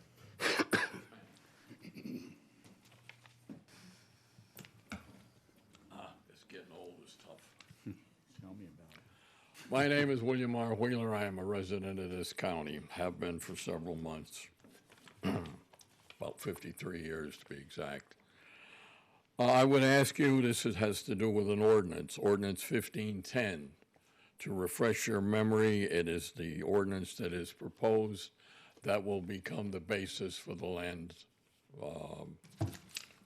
code, the part of its enforcement. I would ask you to get all the information you can on that, but I would also ask you not to have any votes or final hearings on that subject until after you pass the new land development code, because those 2 documents must dovetail together. And until you have the land development code, this code will be up in the air. And to pass this code first, or even come close to it, is only adding complete and maximum confusion among the staff and the constituents of this county. So I'm not telling you to scrap 1510, although I don't like parts of it personally and will object, but I'm not asking you to scrap it. I am asking you to give it a vacation until after the new land development code has been gone over, the people understand it, and it has been voted on or voted against, whatever. But until we have the new land development code, please don't go any further with this. If you will use your resources, your people to enforce the code as it presently exists, as opposed to worrying about a new one, I think you will get through the next few months very, very nicely. Last time I was here, there was a discussion that came up impromptu. I mean, just out of nowhere, I said something. And the next thing you know, cars are no longer blocking, except one exception. It passed through Briarwood like Epsom salts through a baby, but people are now parking in the street. They are not blocking the sidewalk. And it took almost no pressure from code enforcement. They just showed up, had a visit with a couple of people. Remember, in Briarwood, we have police officers from Sarasota, Bradenton, both sheriff's offices. We have residents in there that work for land development. They work in several positions throughout the county government. And word travels fast, somewhere close to the speed of light sometimes. So I thank you for that. And as to the matter of 1015, I'm simply asking you to put it on hold until you get the major land development code in place, and then make sure that it's going to fit that nicely. Thank you. Thank you, Mr. Wheeler. Next up, I have signed up is Lauren Smith.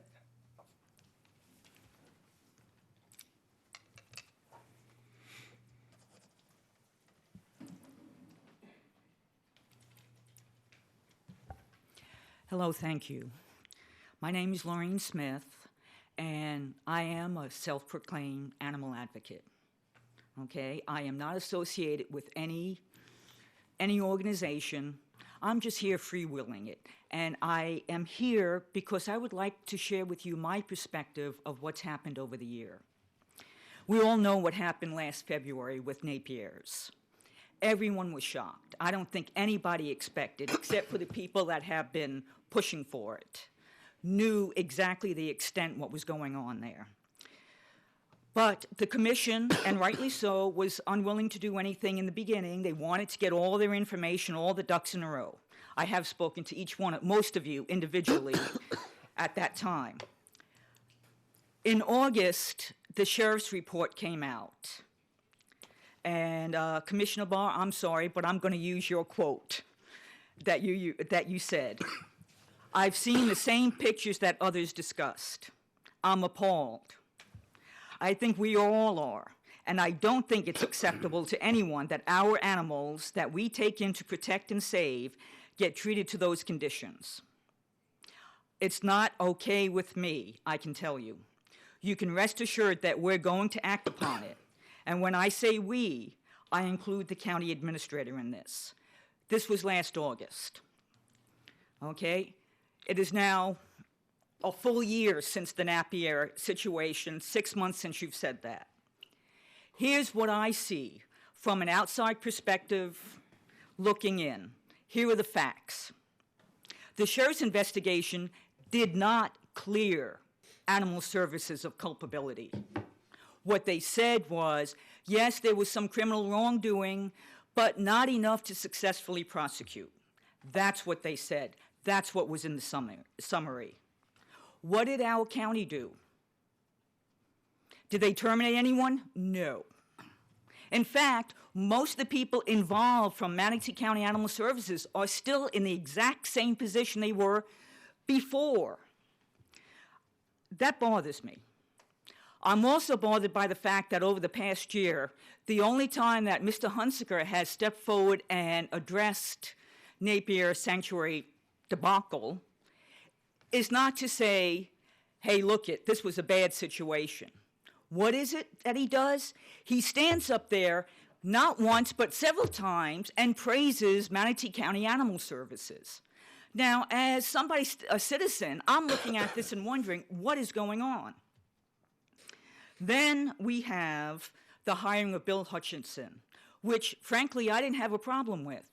Not until I realized that it was the same Bill Hutchinson that was Public Safety Director in 2009.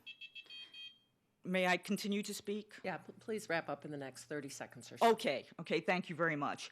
And basically, if he had done his job back in 2009 as Public Safety Director, then all those animals between 2009 and 2014, when the other counties told him, we're not sending to Napier's anymore, okay? There's a lot more, but I will wait for the next thing, but what I'm trying to basically say is you have a serious problem perception. Regardless of what you think is right or wrong, we're not trusting you all anymore. I don't feel comfortable with what you have in Manatee County Animal Services.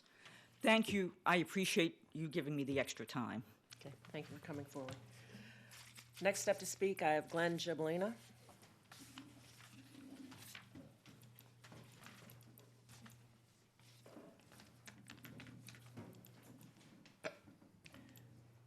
Glenn, you have 4 items that you have signed to speak. I hope you will not take your 3 minutes on each. However, you're allowed, as you know. So if you could just let us know specifically what item you're speaking or what subject you are addressing so that I can keep it straight. Thank you, That would Madam be Chairman. I will. My name is Glenn Gibolina. I'm a resident of Manatee County. I guess I'll keep this as short as possible. You notice I didn't fill out any other comment cards. I want to talk about G, the Administrator, the annual report. I guess my question is, and it was unfortunate Mr. Hunsinger is out ill today, and I can appreciate that. But I'm sure on his annual report, he was going to show facts and figures and graphs and reports. Just reads it. No, it was just going to be verbal? No, I don't know.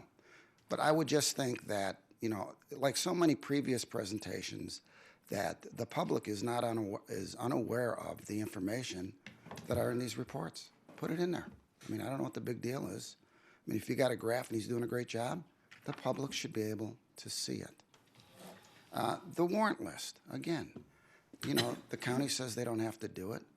What is, you know, this is a $40 or $50 million per month expenditures of the taxpayers' money, and it's not in there. I mean, how hard is it to get somebody from your staff and yank it from the clerk's webpage and put it on the agenda for the citizens? That's all I'm asking. I don't think that's a too monumental task for $50 million a month of our money, that we should see where it goes. Yeah, granted, it's 40 or 50 pages, and I read it every month. But I think the citizens should have an opportunity to go over that warrant list too, and perhaps they may have some questions on it.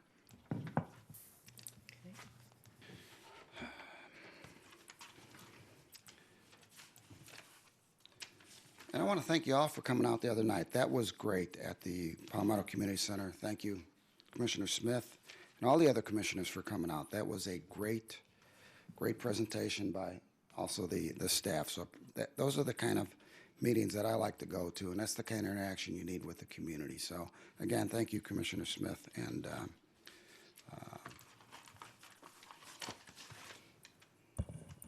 I did go to the Temple Church out there. Yeah, I went to both masses on Sunday because I like Lawrence. I got some good singers. All right, let's talk about number one. Future agenda. Property management. Let's talk about new business and existing businesses that are currently in Manatee County.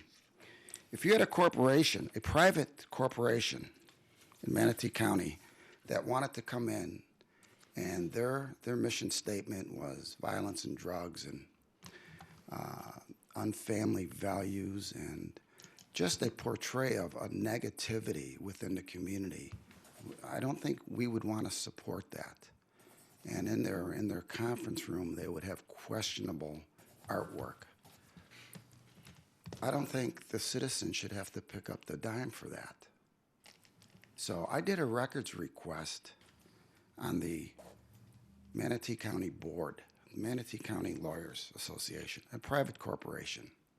They have been in the Judicial Center for what, 15 years? I did a records request and saying, you know, Vern Buchanan rents space from us. We get money from him. Now, the Florida Bar, the Manatee section, is a private corporation. Why aren't we charging them for their conference room? And this is a huge painting, by the way. That thing is like 8 feet across by 6 feet high. Now, what I've done is I've written to Rick Mills and the high schools, and I've asked them to give me a 300-word essay of what they think of this artwork. I find it offensive. I find it disgusting. I don't believe it belongs in a public building that is paid for by the commissioners. So I question the giving them that space and certainly taking down that photo. And it's funny because someone in this room was a president of that association and sat in that room month after month and having a directors meeting, looking at that photograph and didn't find anything wrong with it. No. I find it disgusting. You know, that belongs over at councils in the bar. That's where that thing belongs. So it's going to be interesting to see what kind of essays I get back. But it's unacceptable. It needs to go.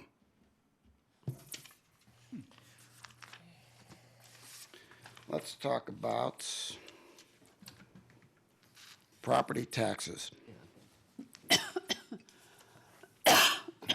This brings me back to Pirate City, and I'm sorry, this is just an Achilles heels with me.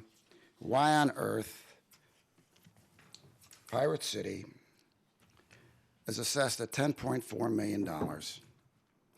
They just got it reassessed, the reduction of $3 or $4 million down to $6 million. I did a records request to the city of Bradenton, and they pay not a dime The Pirates do not pay a dime to the city at all. So I don't know what kind of deal they got going on. Certainly not the best interest of the citizens. So my question is, and it's funny, last time we talked about the tourist development tax, that we should keep records. And I agree. So how about this?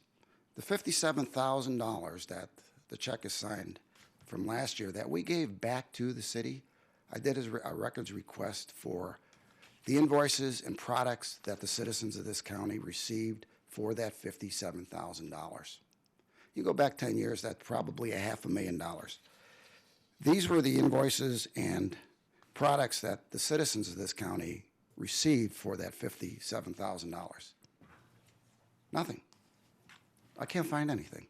They can't find anything. So tell me what the benefit that the citizens get out of that $57,000. It's got to stop. It's not as though they're going broke. I think Mr. Smith could probably use $50,000 or $60,000 in his community, yet we give it back every year. I also did a records request, and they further lowered the tax rate because now they have a 501(c) corporation in there that lowered another $2 or $3 million. And I spent an hour with the tax assessor, and I asked him about that. Well, that's what they do. So I went back to the city, and I asked them for what corporation was that you can get a 30% reduction in your property taxes. So you went from $10 million to less than $4 million overnight. And they said those records are sealed, and they couldn't give them to me. What kind of accountability and transparency is that between the money we're giving back to the city of Bradenton, and they can't tell me the nonprofits that are working out of that? So I find that a real problem. So number 3, and I'll make this as brief as I can.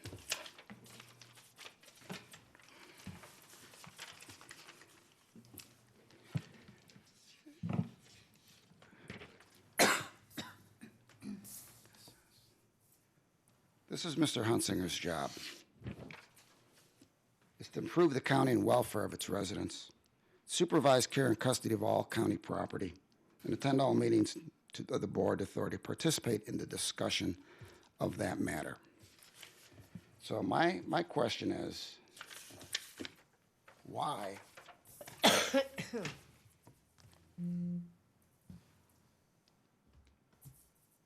Why do we have to look at this for 20 years? I just don't get it.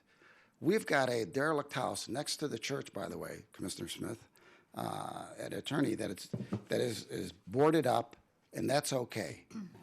This goes on for 20 years, and we don't. This is within the Manatee County boundaries. This is on Manatee County soil. You would think that after 20 years, we would pass an ordinance or a resolution or get some teeth into code enforcement to stop this kind of abuse. And by the way, they said that they sent out a letter to fix the fence. They put a lock on the one fence, but that fence is still down. They have done nothing. This county has generated absolutely zero in fines. There has been no consequences for this action on this building.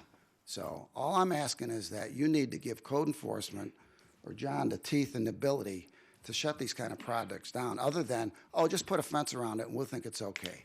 It's unacceptable. I mean, just to help the guy out, help code enforcement out. We as citizens should not have to drive by this like I do for the last 30, well, I've been here 34 years, but for the last 20 years at least, and put up with that. So we need to do that. We need to get this fine artwork down from across the street. And I thank you for your time and consideration in these matters. Okay, thank you. That's all I've signed up, unless, Ms. Glow, you wanted to do another 3 minutes? I wasn't sure if you were able to wrap it up. Okay, come on forward. You get another 3 minutes on a separate item.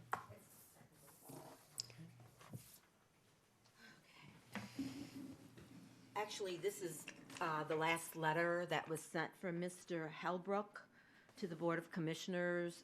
I don't know if any of you have read it. Apparently not, because Mr. Hellbrook has not gotten any response back from any of these letters. Not true. So I'm just going to take it up where take it up. Totally not true. I discussed the phase out of the volunteer coordinator position. Let's look and see the progress since you, the BOCC, are allowing this to happen. The Cat House, also known as Meow Town, manager/volunteer coordinator has sent out 2 emails to volunteers. The first one was on Friday, 1/23. In it, she says there are only 2 volunteers for an adoption event at the Humane Society the next day. Just months ago, she was turning away volunteers for such events because of the overwhelming response. She goes on to say she was literally just called about an adoption event at the mall the next morning and needed help. Exiling her to the Cat House or Meow Town and away from the shelter is having its desired effect. In her second email, she said the following: "One of the reasons I took this position was to be out and about at adoption events." These papers are stuck together. Our dogs get the chance to show off their talents, their personalities, and I find a family who may venture down to our side of town. I am looking for a person to help organize 2 events per month. We have supplies but need a driver for crates and handlers assigned to dogs attending. This position means learning the ropes of safety, dog handling, scheduling, and being comfortable to make decisions. All adoptions will be finalized in Palmetto, or by me if I can't attend. Think about that. She opens by stating that off-site events, adoption events, are important to help find adopters who might not want to go to Palmetto, and ends up by saying adoptions will no longer be done at the adoption events, and the adopters have to go to Palmetto. The bulk of the paragraph, however, is dedicated to finding a volunteer to do her job. In subsequent paragraphs, she asks for a volunteer to keep track of animals in foster care and work with the foster families. She is also looking for someone to post pictures of available pets on social media. These are all duties of the volunteer coordinator if she was in a full-time position. You have a dedicated, hard-working employee, and it is disgraceful what you are doing to her. Lastly, the volunteer coordinator, and this is the most important part, lastly, the volunteer coordinator position is key to achieving no kill. Okay. That was the end of Mr. Holbrook's letter to the BOCC as of today's date. However, we crazy animal activists have something to add. It is beyond disappointing seeing the volunteer coordinator's position being phased out by 2 individuals, the interim shelter director and the county administrator, to put their own devious plan in place while the BOCC complacently sits by and lets it happen. By the way, we don't see any one of the 7 of you up on the dais with hands tied or handcuffed like Alan Napier was last week. Remember, we the people put you up there. And Ms. Glow, can you wrap up, please? Your time is up. I've got 2 more sentences to read. We the people put you up here, and we the people can take you down. Most intelligent, smart individuals learn a lesson early in life. The bigger they are, the harder they fall. Think on that. 2016 is just around the corner. Thank you, Ms. Glow. Yeah. Okay. Public comment? Thank you. That is the last person we have signed up to speak. Would anyone else like to address the board on future agenda items? Please come forward.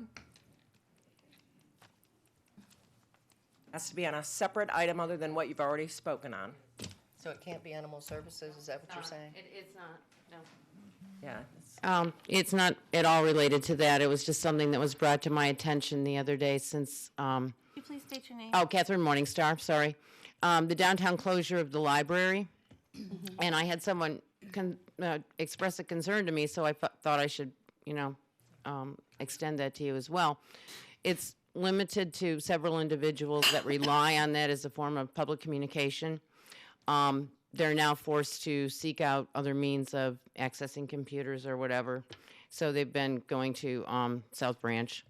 However, the concern was that even with the closure of downtown that's very frequented and having to go to alternative libraries, if able to, with the transport system, is there any way that those hours could be more accommodating since everything is closed down? Nothing's changed hour-wise at the South Branch. I know that for a fact. So if you have other people that are, many people that use the downtown library, why can't the other branches be accommodating during this time when it's so critical for people? Just a suggestion. Thank you. Thank you. Thank you.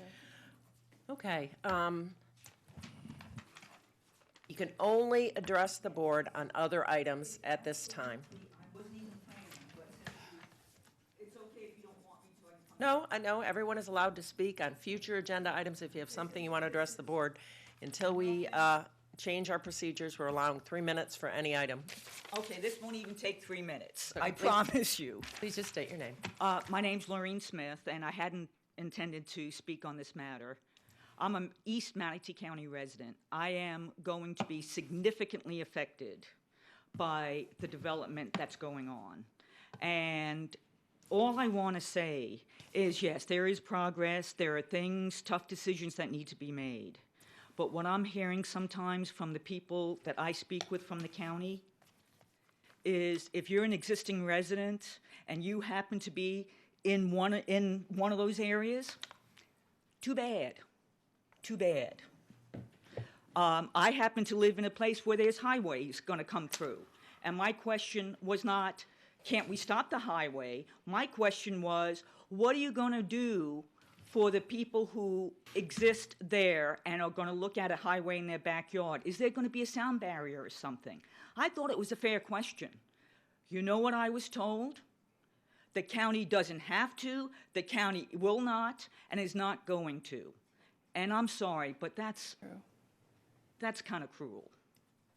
And all I'm asking you is to consider that when you are putting highways through neighborhoods, 4-lane roads, you are going to hurt a lot of people. Progress needs to be made. But let's try to consider the ones that are still left there, the ones that aren't in eminent domain. Can't you help them out? Can't you put some sound barriers, something to help them, and not tell them, essentially, as Mr. Bontrager, he didn't say these words, but kind of like, you're screwed, you know? That's all I wanted to ask, is please consider that, because it is happening everywhere. Thank you. Okay, thank you. That closes our citizens' comments. I have some people signed up that would like to address the board. Carol Whitmore? On that one issue that you just spoke about, could you send like an email to us? Because wherever you live, we'd like to know exactly where it is, because all the projects that we are talking about that we have gone any kind of roads through, I'm thinking of 44th, usually, but you can't talk now, but just send it to us in email, and we will find out, because I don't know who you spoke to, but yeah, we just need to look into it. Also, the libraries, somebody mentioned the libraries. We have a satellite right next to the main library now that we just opened with only computers in it. So exactly the issues you're talking about, we probably need to do a better job of letting you know. They've changed the METV channel or MGA channel, the government channel now, from 622 if you're on Bright House to 644. We didn't even, Bright House did it. We didn't have control. I guess that just happened this week. So I don't know how we'll get this message out. Maybe with the libraries, I know we've sent a press release out. The old election office. The old election downtown office. Election Right. office. It's right next Still to vote. it, right west of it. As far as the art on the wall, I didn't see anything offensive at all, Glenn, with that. I mean, if you saw my husband's artwork, I don't like it. I don't like it hanging in my house, but, you know, that's free speech, and that's his style. And obviously the forefathers at the courthouse liked it. So, you know, I'm not going to get in that battle. We've had many more. I think Glenn showed a picture, and one of them was Talavast. Well, first of all, it looks like you were on the property, and hopefully you weren't. And second of all, when you had sent me that message, I forwarded it to Dan. Dan Schlant and I thought we'd given you the answer. We have been trying through code enforcement and other avenues and attorneys to try to get something done with that property. So just to say that we haven't done anything for 20 years, that's not true. I know 8 years that I've been up here, Dan has been more or less, Dan Schlant has been the assigned person to deal with that property. So I don't know if you want him so that the public doesn't think we're not doing anything, or you want him to wait and just one or two sentences what we're doing with that. Dan, do you want to make any comments? I think John Burnett has been actively involved in that, and I'd like to get him to make those statements. Okay. And I think there's some things that are happening right now relative to the property that would be good for the board to hear. So, Oh, good, because I know all of us have asked. I mean, I live right off of Talavast, as Glenn knows. Drive by there all the time, worked on the Rubonia Community Center, built the playground out there, our Kiwanis Club did. And so very, very familiar with that area. And it has been frustrating. And I know that John has talked to Glenn as well about this. So, yeah, if there's something new, I'd love to hear it. But go ahead, Carol. I know you want to. Yeah, and I want to thank Glenn. We thanked you at the last meeting, and you haven't been here in a while. But during the holidays, him and his daughter went to the Meow Town, the downtown adoptions, and spent the whole holiday season building and painting that place. And it was all done by volunteers. And also, we also thanked you at the last meeting for, he belongs to an organization in Sarasota, a organic farm that had excess food, and got him in touch with our food bank here in Manatee County, and their trucks came and picked up. So we thanked you publicly on that, and you didn't know that. Now, regarding animal services. First of all, I've talked to the city of Bradenton. The reason why there are cats there is because of the city of Bradenton. City of Bradenton has no law to allow kennels. And I know they have the humane, but downtown, it's against their rules, and they did it really at the beginning to, be a good neighbor with us. And then it caused a problem. We asked them if we could put the cats there for now. And I'm actually going to meet with the city clerk, or the city, Carl Callahan, sit down with him and meet with him to see, because the best way to get any animals adopted is to be with traffic, and the public is. I don't know if he can talk the commission into dogs, and that's why you're seeing cats right now. It is prohibited by their code to have a kennel. dogs kept inside in the downtown zoning. Right. And it is an issue that I have also talked to the city about, because I was told it was a zoning issue, and having worked in zoning all of my life, I decided to find out what kind of a zoning issue, and it was because they prohibit dogs because someone had a dog as a security guard years ago, and they had a problem with that. So they passed an ordinance. Y'all can go to the city of Bradenton and find this ordinance. It's in fact in their zoning code that it prohibits keeping dogs in the downtown district. So that's the issue that the city of Bradenton has told us about the adoption center. So I'm working downtown. with Carl to maybe have a compromise for cats, because they're less intensive and just baby steps. So he's agreed to meet with me. The reason why you see an employee down there, and again, Bishop was actually going to help us with this, but since you hear about this law and it's not guaranteed that we can do this, Bishop didn't want to do it until we know definitely that we can have a kennel down there, because Bishop has some cats that have been in their kennels for a year or two, so they want them adopted. But we can't do anything now because it's technically, the city is working with us on what they're doing, but until we get that straightened out, Bishop backed out, and that's why you're seeing what you're seeing.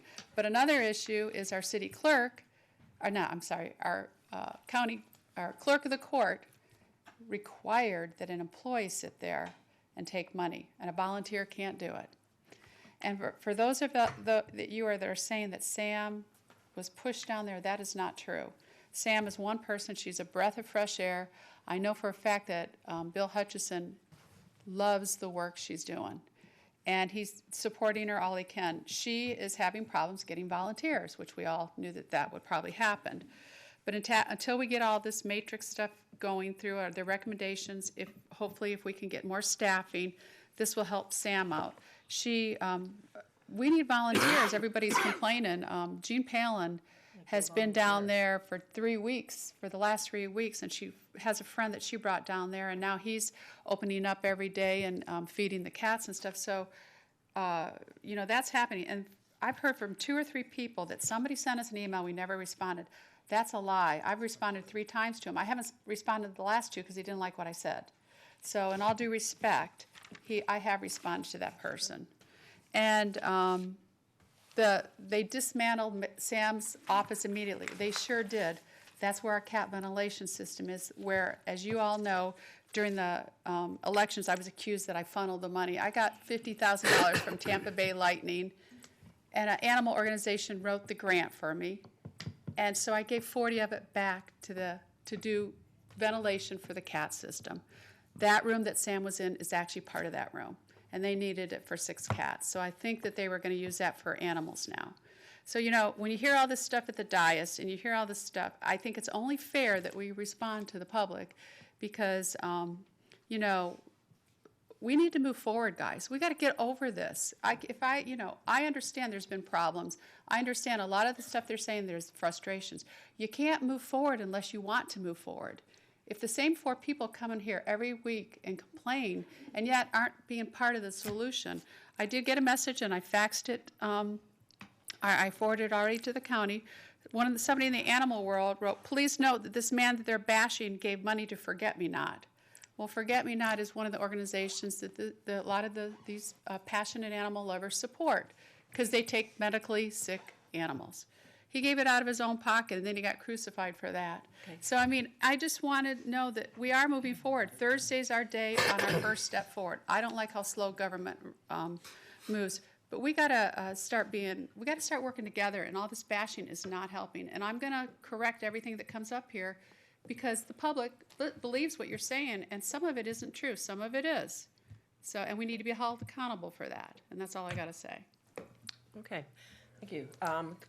We will be having, of course, a workshop to discuss the matrix report, which is this Thursday morning or afternoon? 1:30. Oh, 1:30. Morning is healthcare. The morning is healthcare this Thursday, and then the afternoon at 1:30 is to discuss the matrix report. We will take public comment at that time to discuss, and it's a little bit easier, a little less formal than we have in our regular meetings in a work session, so that hopefully we can discuss some of these issues and talk about what some of the suggestions are in the matrix report. So that will be 1:30. Will that meeting be held in the 4th floor, Dan? Just want to make sure, want to clarify. So it will be on the 4th floor, but everyone will have a chance to speak. So at this time, I'm going to go to Commissioner Baugh. Thank you.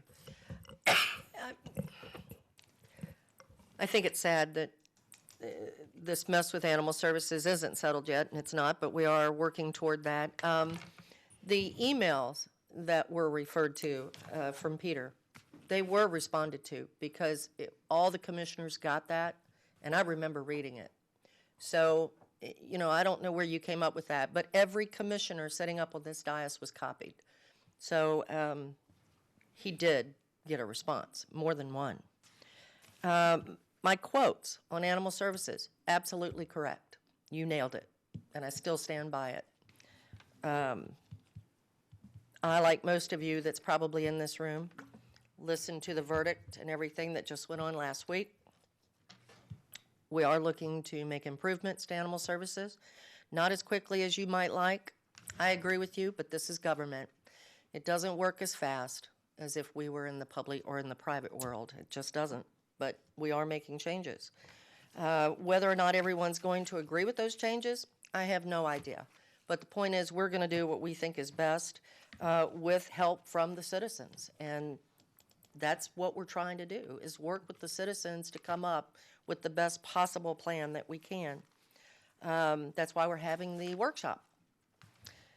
One last thing. I think it's real important that we stop the nonsense. No one's taking away from the fact mistakes were made, absolutely. And it was appalling, absolutely. But I think we all need to work together to help improve what has gone on.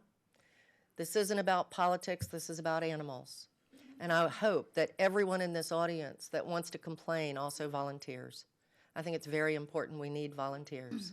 So just make sure your information is correct and let's work together. Thank you. Okay, thank you. Commissioner DiSabatino.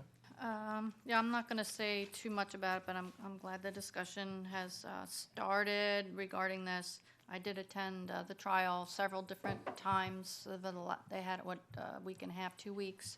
I was there many times. I was there the last day, but I was also there the day that I witnessed 3 of our employees from Animal Services testify for the defense. And I was really shocked by that.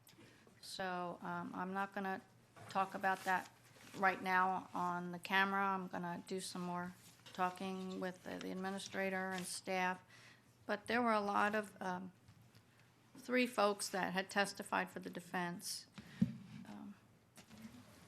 Things need to be done, and things need to be changed. And I don't think that if we need to move forward, and I agree. I met with Deborah Starr yesterday about some things moving forward, and that's a big step for me. She reached out, and we're meeting together.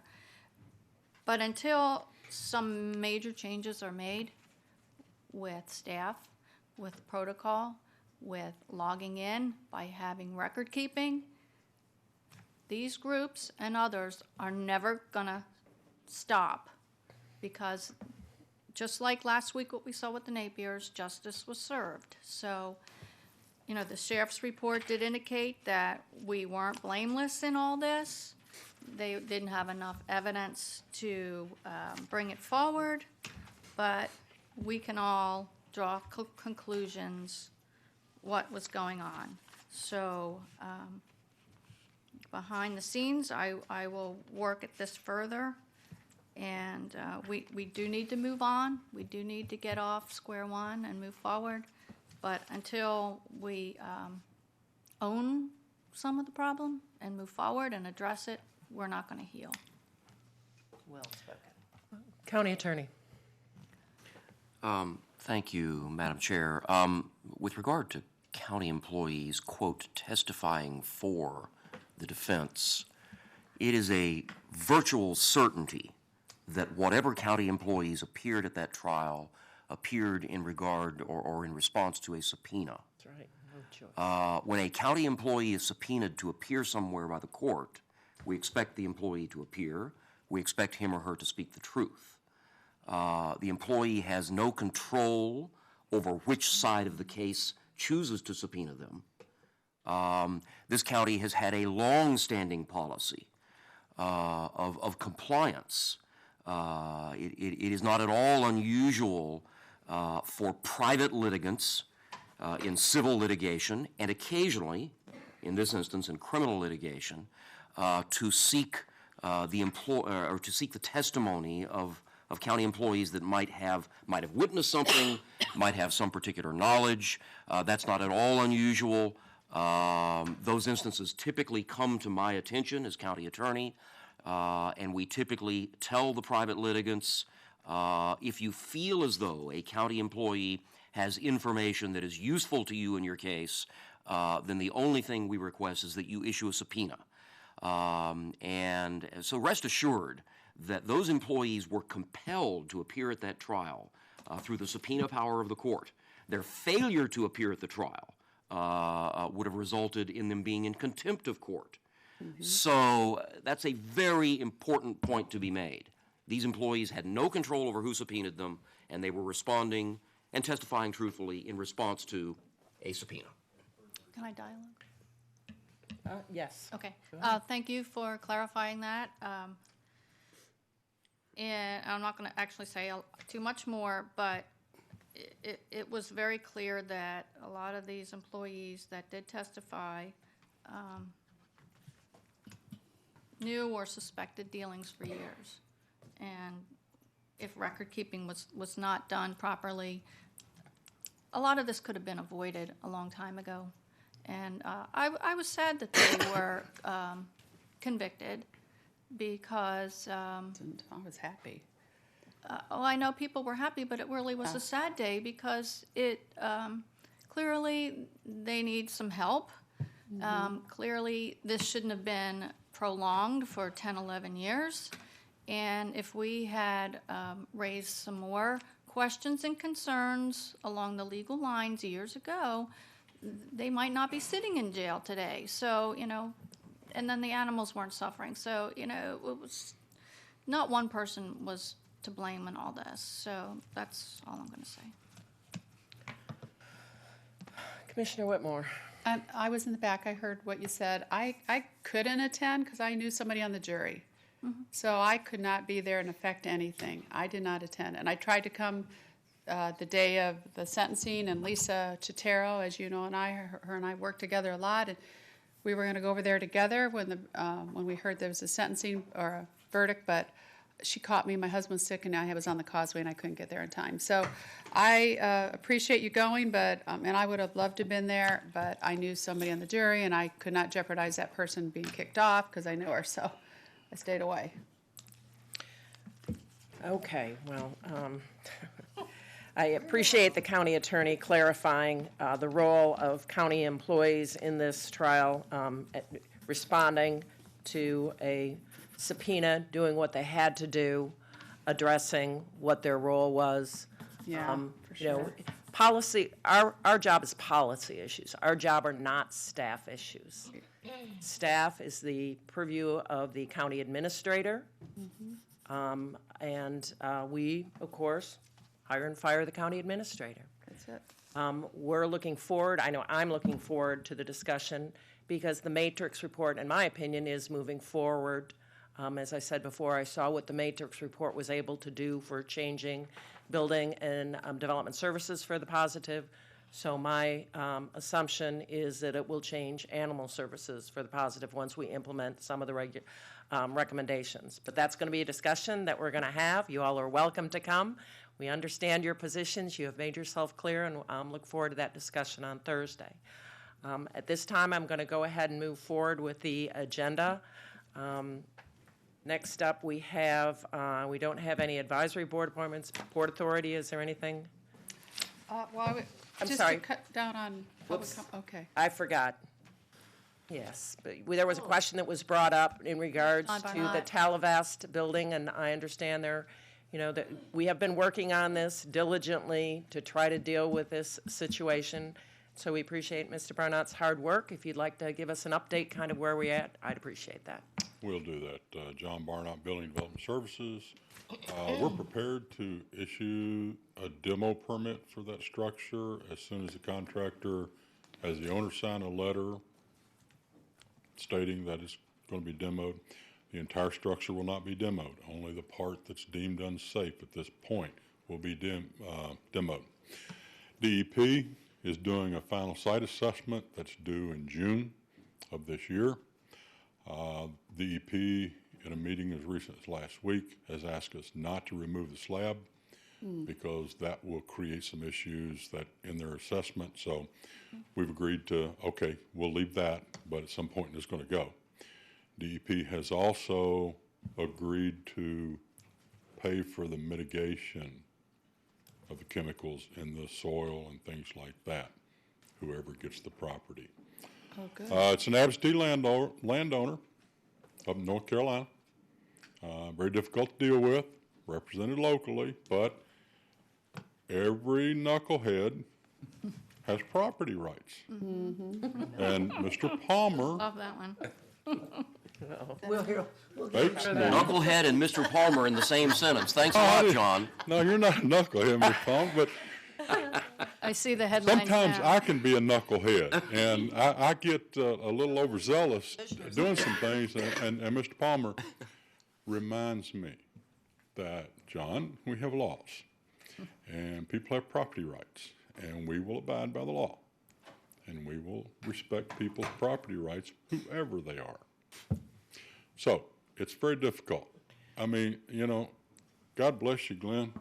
You're Oh, you way do. down the list, because I've had 786,000 people complain about that building.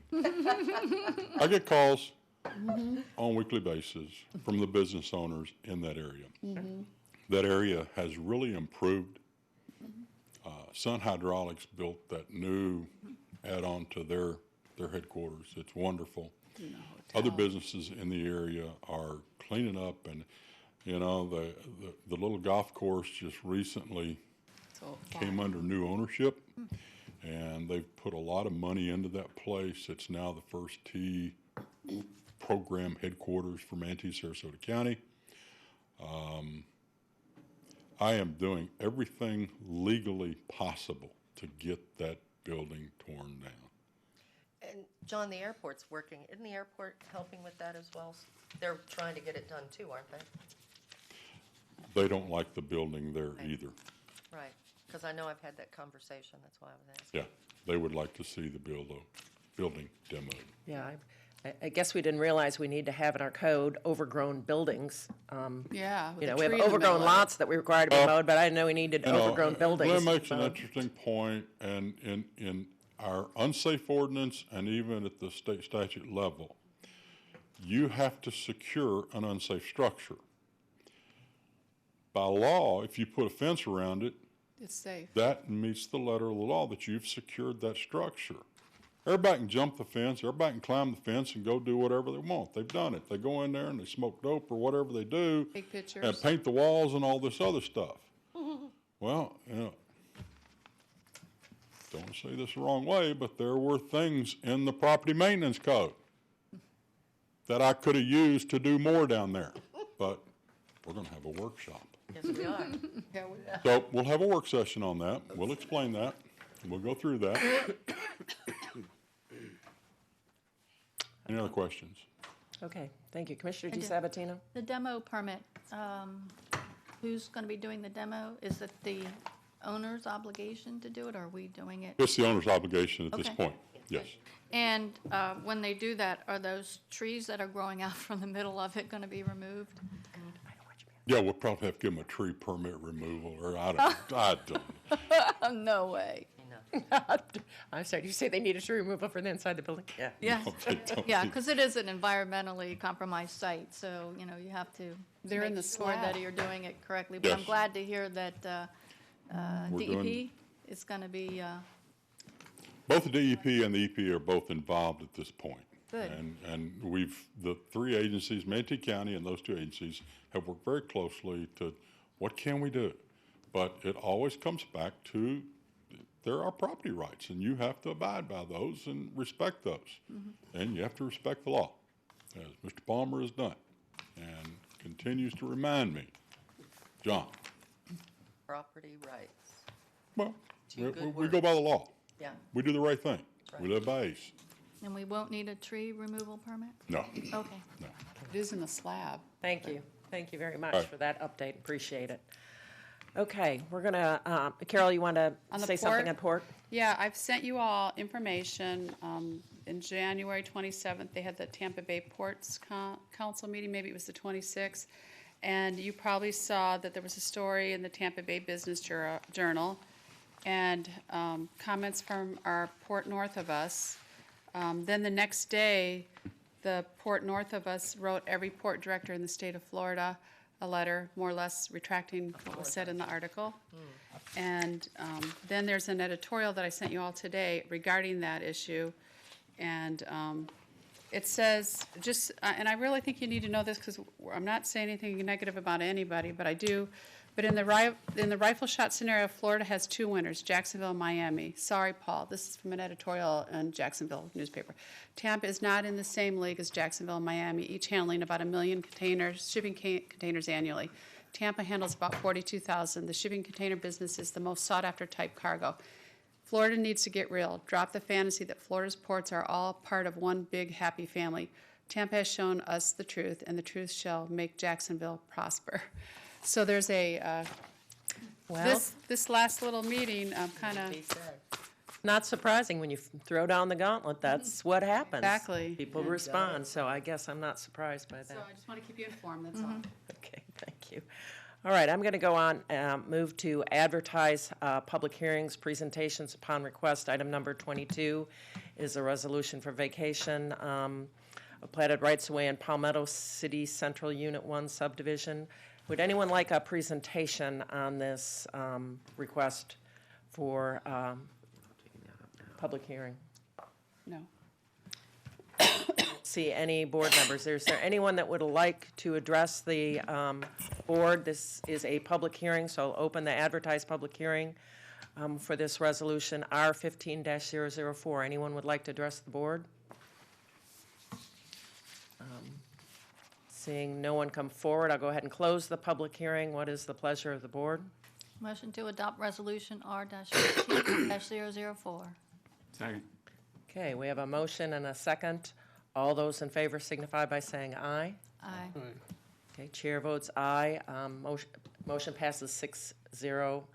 Mr. Bustle just stepped out just for a minute. Okay.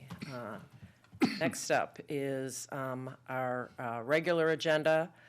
First up, we have under Public Works, the that's being continued, isn't it? Is the DOT traffic signal maintenance and compensation agreement letter, is that being continued? Deferred. No. Deferred? No, they're Oh. 15 and That was a 25. consent item. I'm sorry. Did I have the wrong one? Yeah, you did. Sorry. 15 and Okay, all right, it was the other DOT item. So this one is up. Staff. Good morning, Commissioners. Morning. Sajid Kamia and Aaron Burkett with Public Works. I'll give a brief intro. We also have a presentation, and hang on a minute, I forgot the mouse.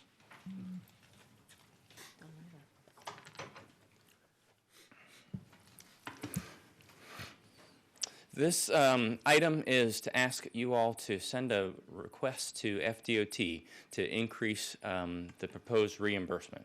Long story short, we got a few slides we'll run through and give you some more background on that. This is not the actual agreement. We'll come back to you for that in a little while, but this is to send a request to them to increase the amount that they're proposing to reimburse us for signals that we maintain for them. Real briefly, a little quick background on it. We have a little over 200 traffic signals that we maintain throughout the county. 100 of those are FDOT signals that we maintain for them based off of an agreement. About early 80s, FDOT essentially provided an unfunded mandate to the local agencies to maintain signals for them. Late 80s, based off of response from the local agencies, they provide agreements to partially reimburse for that maintenance. Essentially, that framework for that agreement hasn't really changed. There was the most recent agreement was done in 2002, and the language in that set forth requirements that we need to do and a formula for how we got reimbursed didn't change too much in that time frame. But annually, we receive a list of traffic signals, and we review those, verify those are ones that we would maintain, and then that is amended to the agreement every year. That list, this last time when they presented that to us, they had provided some changes to that list. And that's the part that we're negotiating with them right now to talk about. In a little bit, Aaron's going to go over, it's essentially kind of two pieces to that. So one is there's a current proposed agreement which increases our responsibilities a little bit, but for the most part, those are things that we've pretty much been doing. Tracking performance measures, run some reports. With the new traffic management center, we're able to do some of those pretty easily, so cost increase for that is pretty minimal. And then in exchange, they've increased some things that they weren't reimbursing us for, like flashing beacons and fire department signals, those sort of things. And so those things are all positive. We're still short of what we spend on them, though, and like I mentioned, Aaron's going to go over that in a little bit. Other point I want to make clear on this is that this is separate from the Traffic Management Center agreements with FDOT. It's separate from that piece of it. This is just maintenance for infrastructure in the field. So the traffic signals, flashing beacons, some school zones. That's what this is for. So with that, I'm going to let Aaron go through a little bit of the numbers where we're at. This is currently what we look at right now with the current agreement. Good morning, Aaron Burkett, Traffic Operations Division Manager at Public Works. Next couple of slides, we're going to go over these costs that we've realized. Last year, what we're currently looking at, our estimate, and then what we're projecting based upon FDOT proposed changes to the contract. As you can see in this current slide, we're looking at last year under the existing agreement, we were about $548,000 in maintenance costs. These maintenance costs include preventative maintenance, reactive maintenance, such as responding to emergencies, power outages, vehicle accidents that cause damage to traffic signal devices, that sort of thing. It also includes the power for these traffic signals as well. So that's all included in this maintenance cost that you see here. The 2014 reimbursement rate, $159,000, that left a cost to the county of $388,000 that we had to pay for maintaining FDOT signals. And let's see. This next slide, this is what we're looking at for this current year. This is what we're projecting based if we use the existing maintenance costs currently that we calculated for last year. Proposing no current changes based upon our maintenance program. And then we add into that, or deduct from that, I should say, DOT's reimbursement based upon their proposed changes to the contract. We're still looking at about $250,000 that our department is going to have to pay to maintain these traffic signals. And again, that does include energy costs as well. And then finally, the next slide, this is what we were proposing, or what we're projecting, I should say, for fiscal year 16-17. If we look at a conservative estimate of 3% increase in maintenance costs based upon the phase 2 proposed changes for FDOT, and then that increased reimbursement that they're going to provide, we're still at $126,000 out-of-pocket expenses for maintenance of DOT signals alone. And that's just the DOT signals and unincorporated sections of the county. So that's where we're at right now, and I'll give it back to Saji. Thank you. So open for any questions, but essentially we want to asking you all to send a letter to FDOT basically to increase the reimbursement. They're doing well. We're working our way towards getting close to that 100% that we spend on them, but we're not quite there yet. And then this phase 2 agreement that you would also get eventually adds some more requirements. So we'll be back for all these before we finalize agreements. But we felt that it was some due diligence to make sure that we officially asked FDOT to sharpen their pencil just a little bit more, because we're spending quite a bit of effort taking care of these signals, and we should at least get close to breaking even for them. So moved. Second. Okay, we have a motion and a second. I have on the board Commissioner Bussell. Yeah, my question, Saji, do we have any idea what other jurisdictions' success rate is or failure rate is? They, the southeast part of the state is also pushing back a little bit to say, we need a little bit more reimbursement. It's larger areas that have interconnected signals with a lot of network communication like what we do who are really pushing back. And I don't know what that percentage is, but maybe there's still 30-40% of the folks who are still saying this isn't quite right. So we're not alone. Thank you. Kind of figured that. Would anyone like to address the board on this issue before we take a vote? Okay, seeing no one come forward, we have a motion and a second. All in favor signify by saying aye. Aye. Opposed, same sign. Chair votes aye, so motion passes unanimously. We'll see how it goes, huh? And try to stop another kind of unfunded action that we have here at the local government. Okay, thank you for that. Okay, next item is to address golf cart use on sidewalks along US 301. Another transmittal of another letter. Yes, ma'am. Good morning. Again, Vishal Kakkad, Public Works Traffic Design. I'm going to just give you a brief background about this item. If you remember, back in September, we came in front of the board for our procedures for requesting golf carts based on the Florida statutes 316-212. And there was community support here for US 301 area on the sidewalks that they use currently over there. Board adopted the ordinance and thereby the procedures. Based on the procedures, we requested the community to provide their support. And what we did was we basically worked with the community. We provided them with this map, which I'm going to put here. Can you please zoom out a little bit?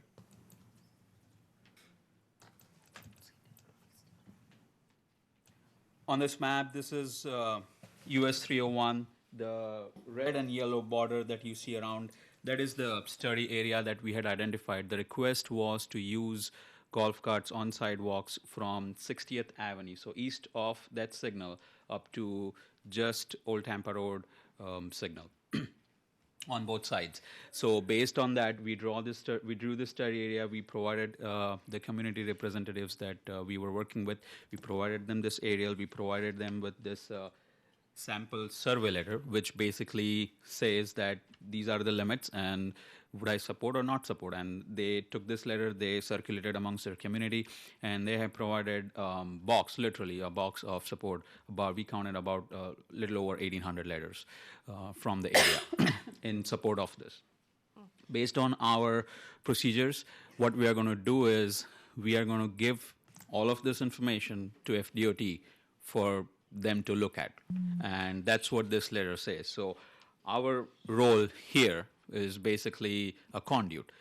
We have followed our procedures. FDOT says according to their statute, It should originate from the local government, which is what is happening.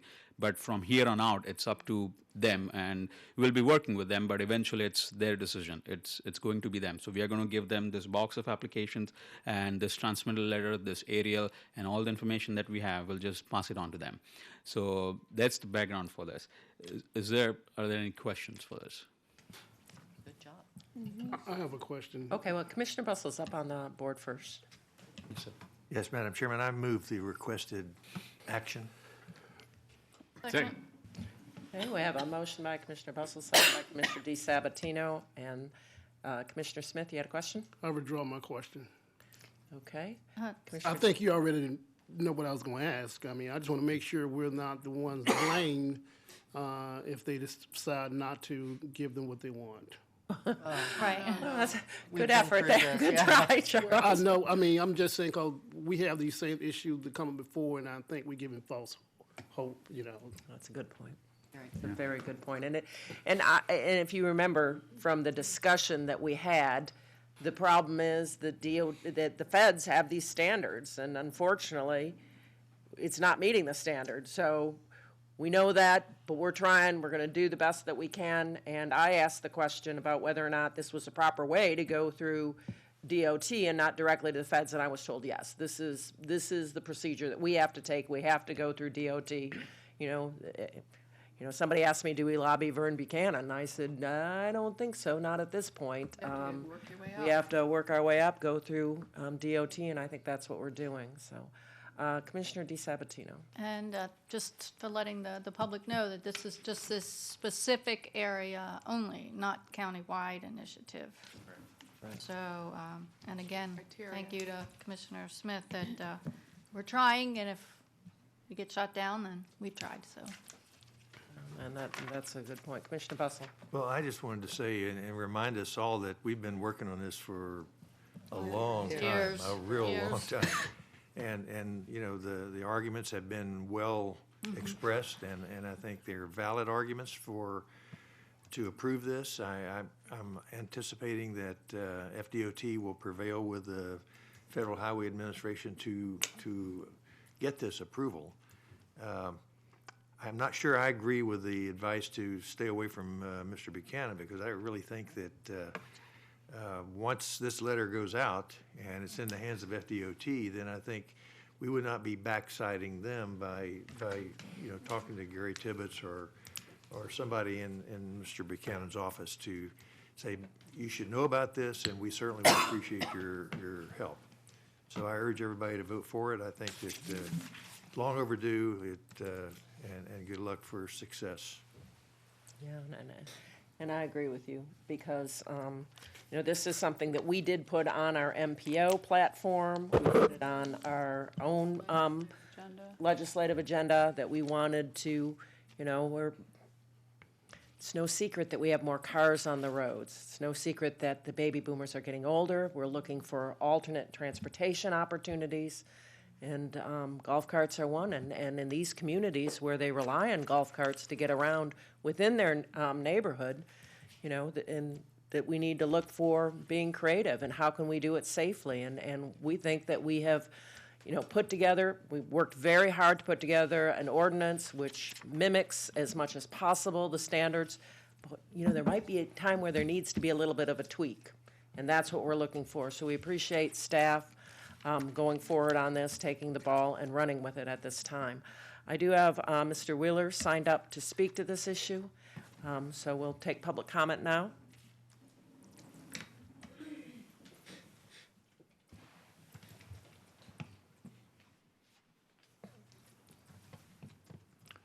My name is William Wheeler. I'm a resident of this county. I came here today with some questions and some thoughts, because like you, I've been perplexed by this whole 9 yards. What's a golf cart by definition? If I take and put two golf racks on the back of a cement truck, hang two golf clubs on it, is that a cement truck now? Have I morphed it into a golf cart? I interface with this, and I'm curious about this very simply. The lawyer's laughing. That's an oddity to see. He's sick. I'm sorry, I apologize.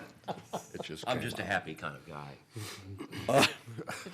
Please continue, Mr. I would like to see this looked into very thoroughly. I live in a community, the roads, it's not a gated community. People drive on the sidewalks with them, they drive in the roads with them, they compete with the cars. Are they insured if there's an accident? Who's liable or how or where? Has the county got any accident in this? They simply trespassing on county property. Nobody knows what a golf cart is. If you take the rear seat off, you put a dump body on it, you got a utility truck. You see them all over the county. I guess they belong to the county. We use them to pick up trash the sides of the road. People use them. I've seen them driven down the middle of State Road 70 with two people in them, one of them driving it, the other one holding a weed eater out the window. It's our property that they're doing this on. So the whole ball of wax is, I'd like to know what the rules, the regulations, I'd like you to look into them, maybe hold a workshop, but find out what a golf cart really is and what you can use it for. Because as was just said a minute ago, you stated, it is alternate transportation. I am elderly, I have a blue sticker, I have a three-wheel tricycle, which has been morphed into a mobility cart, and therefore it is morphed into a transportation vehicle. I don't need license, I don't need insurance, I don't need anything. I can run it in the street, I can run it on the sidewalk. Depends on whether you're using federal regulations, Manatee County ordinance, or state. The whole thing is floating up in the air like the computer cloud as far as I'm concerned. So I would like you to set up some system and find out about golf carts, because there's a new product on the market. It just came out the other day. It was on television. It is a three-wheel conveyance. It is totally enclosed. It is a mobility cart if you want it to be. But it's basic transportation, it is electric, and it's on the market, and how are we going to handle that? What are these alternate contraptions, and how do we handle them? And I'd like you to please look into it and come up with something decent. Form a committee, whatever it takes. Thank you. Okay. Mr. Wheeler, just for your information, we did have a workshop where we discussed the ordinances when it was put together and went through a lot of these questions you might not have been aware with it. Maureen Sikora is right behind you, and she will fill you in on what the discussion was in our ordinance that we put together. Shows up behind me quite regularly. Well, I don't know what the deal is, but thank you. Don't get nervous. You have an attorney behind you. Okay. And she's smiling, too. I was just going to respond very briefly to Mr. Wheeler's questions. For the record, Maureen Sikora, Assistant County Attorney. The questions that he asked are pretty much answered in Florida statutes. The legislature has preempted traffic control to the state with certain limited exceptions that they grant to local governments, such as the ability to set speed limits and no parking and that type of things on our county roads. The definition of a golf cart is set forth in the Florida statutes. So I will be happy to get with Mr. Wheeler and give him the information he's asking about. The regulation of golf carts is once again set forth in Florida statutes in Chapter 316. They give certain authority to the county to designate county roads as golf cart roads, and there's certain criteria that we have to meet. Manatee County has designated by probably about half a dozen ordinances various roads in the county as golf cart roads. I've been working with the Public Works staff to amend that ordinance and kind of narrow some of the scope of some of those roads, and to make some amendments to the roads that have been designated as golf cart roads. If it's not a designated golf cart road, or if it's not a private road within a self-contained like mobile home community, then use of a golf cart on any roadway in the county or in the state is prohibited. And the person who's operating that golf cart could be cited by a law enforcement officer, such as a sheriff's deputy or police officer, for using a road that has not been designated as a golf cart road. So those are the general requirements, Mr. Wheeler, and like I said, I'll be happy to get with you and provide you with the statutory definition of what a golf cart is and what the regulations are that we have to abide by because the legislature has preempted our ability under the statute. Thank you. Okay, thank you. Anyone else like to address the board on this issue? Please come forward.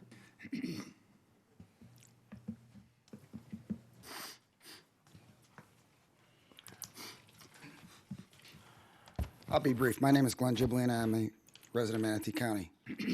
Perhaps we're looking at this in the wrong perception. There is an ordinance that you can upgrade your golf cart, and it's brought on to by a tourist guy in Siesta Key. Worked very diligently to enhance the legislative and upgrading your golf cart very inexpensively. And I think perhaps we're looking at this the wrong way. I mean, all you need to do to upgrade a golf cart is to put seatbelts on, rear view mirror, windshield wipers, and windshield. And that's about it. Then it becomes a low-speed vehicle that can you operate on any road that's under 35 miles an hour. So I think perhaps if you really want to address the issue, forget the golf cart. I think you need to throw the opportunity. Perhaps, Manatee Technical College can do a conversion. Bring it over there. 8 hours later, you're walking out with something. You can go down to DMV, get it licensed, and be legal on all the streets under 35 miles an hour. Now, as far as 301 is concerned, you might want to consider widening the sidewalks and keeping it off the miles per hour that's over 35 and do some type of ordinance where if it's on a major thoroughway that you ride the golf cart or your low-speed vehicle on that particular sidewalk in that area. But once you get in your neighborhood, you can drive down the street like the rest of the cars. You don't have to jump through all the other hoops. I think it's a viable option. I just don't think most folks that own a golf cart have dug that deep in how inexpensive it is to upgrade it and make it street legal, and it generate revenue for the Department of Motor Vehicle. You can insure it. You can drive where you want to go with it. I think it's a great idea. I just think there's other alternatives that you could think outside the box on that, and it is not that hard to upgrade. Thank you. Okay, anybody else want to address the board? Did staff want to make any closing comments in regard to comments we just heard? I just want to make sure that we don't leave any kind of misimpression on the record. Ron Schulhoff for Public Works. Thank you for the opportunity. We've worked with the community. They're aware that we've come here today. Most of them, if they're not, I'm sure they will be soon. We'll reach out to them again. And when we get feedback from FDOT, we'll come back so we can have it in the public so everybody know what that feedback might have been. Okay. All right. Thank you. I don't see anyone else on the board, so I'll go ahead and call for the, we have a motion and a second. I'll call for the vote. All those in favor signify by saying aye. Aye. Opposed, nay. Chair votes aye, so motion passes unanimously. Thank you, staff, for your work. Now we're going to go back to item number 19, which was polled, which is the write-off of uncollectible EMS ambulance user fees. Commissioner Smith, you had pulled this off. Did you want to ask a question or?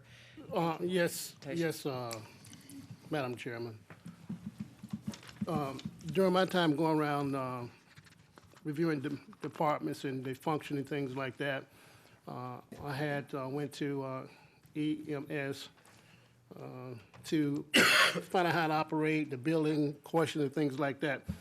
During my time there, I wanted to know if you ride an ambulance, how much it costs. If you couldn't pay for it, where's the application? Who determines who can pay, who can't pay? I was concerned about that. I forwarded an email to you dealing with a 91-year-old individual who had 3 rides on the EMS, came to a total of about $1,800. Insurance and Medicare, I believe, paid part of it, but has a balance of $900.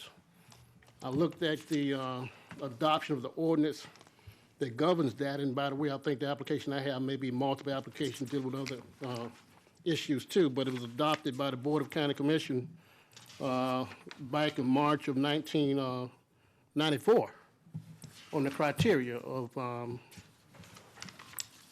what takes place on that issue. My concern is that I want to make sure that the underserved, the underprivileged, the poor, the disadvantaged is not being billed or turned over to collections if they have a dire need that they cannot pay this fee.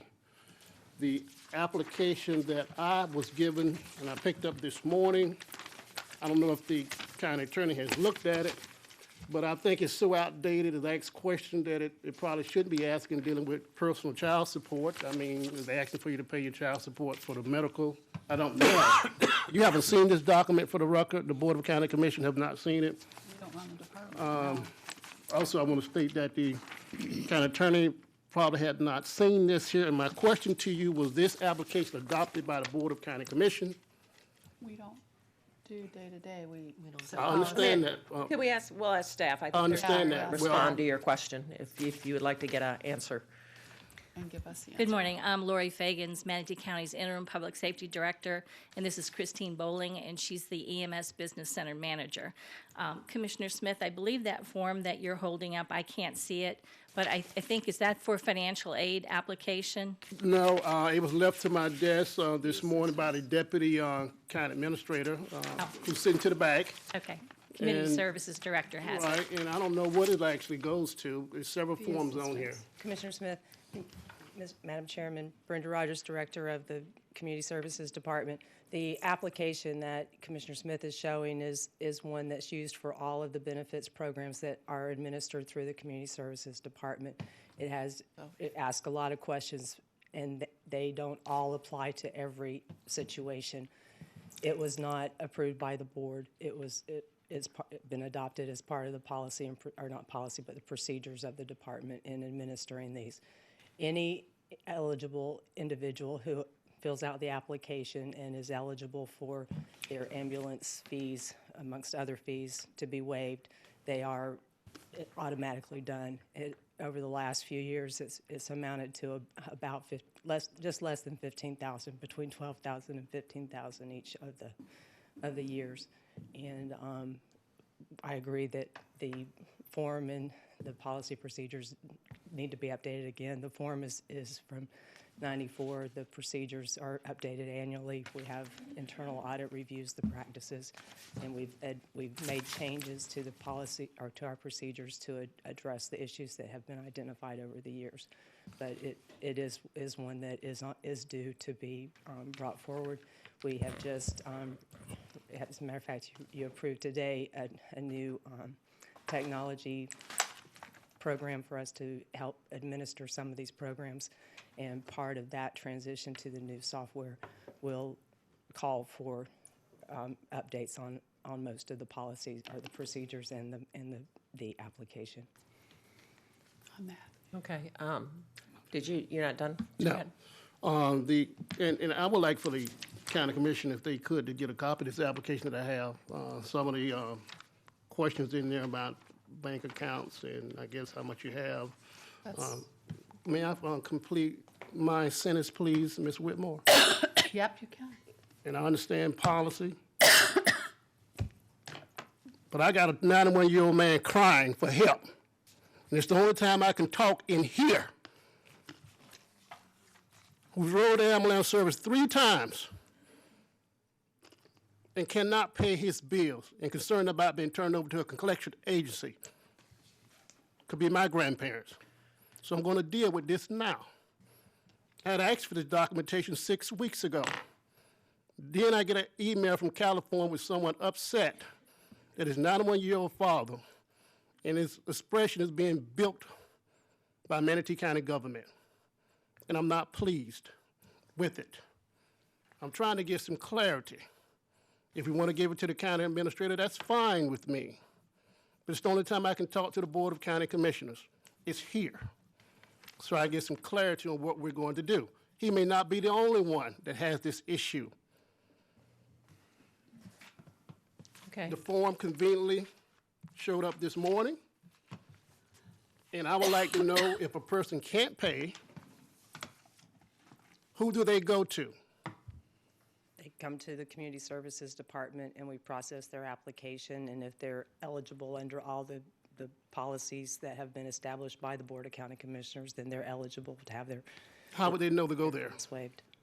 How would they know to go? I mean, if I couldn't pay, how would I know to go there and to you and ask for application of hardship?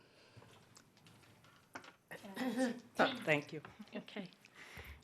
I did also speak with that citizen, and of course, we're concerned to help him. And just to clarify something, when the billing agency does send the client the bill, there's a letter there that tells them if they need to talk about a payment plan to call Public Safety EMS Billing Center.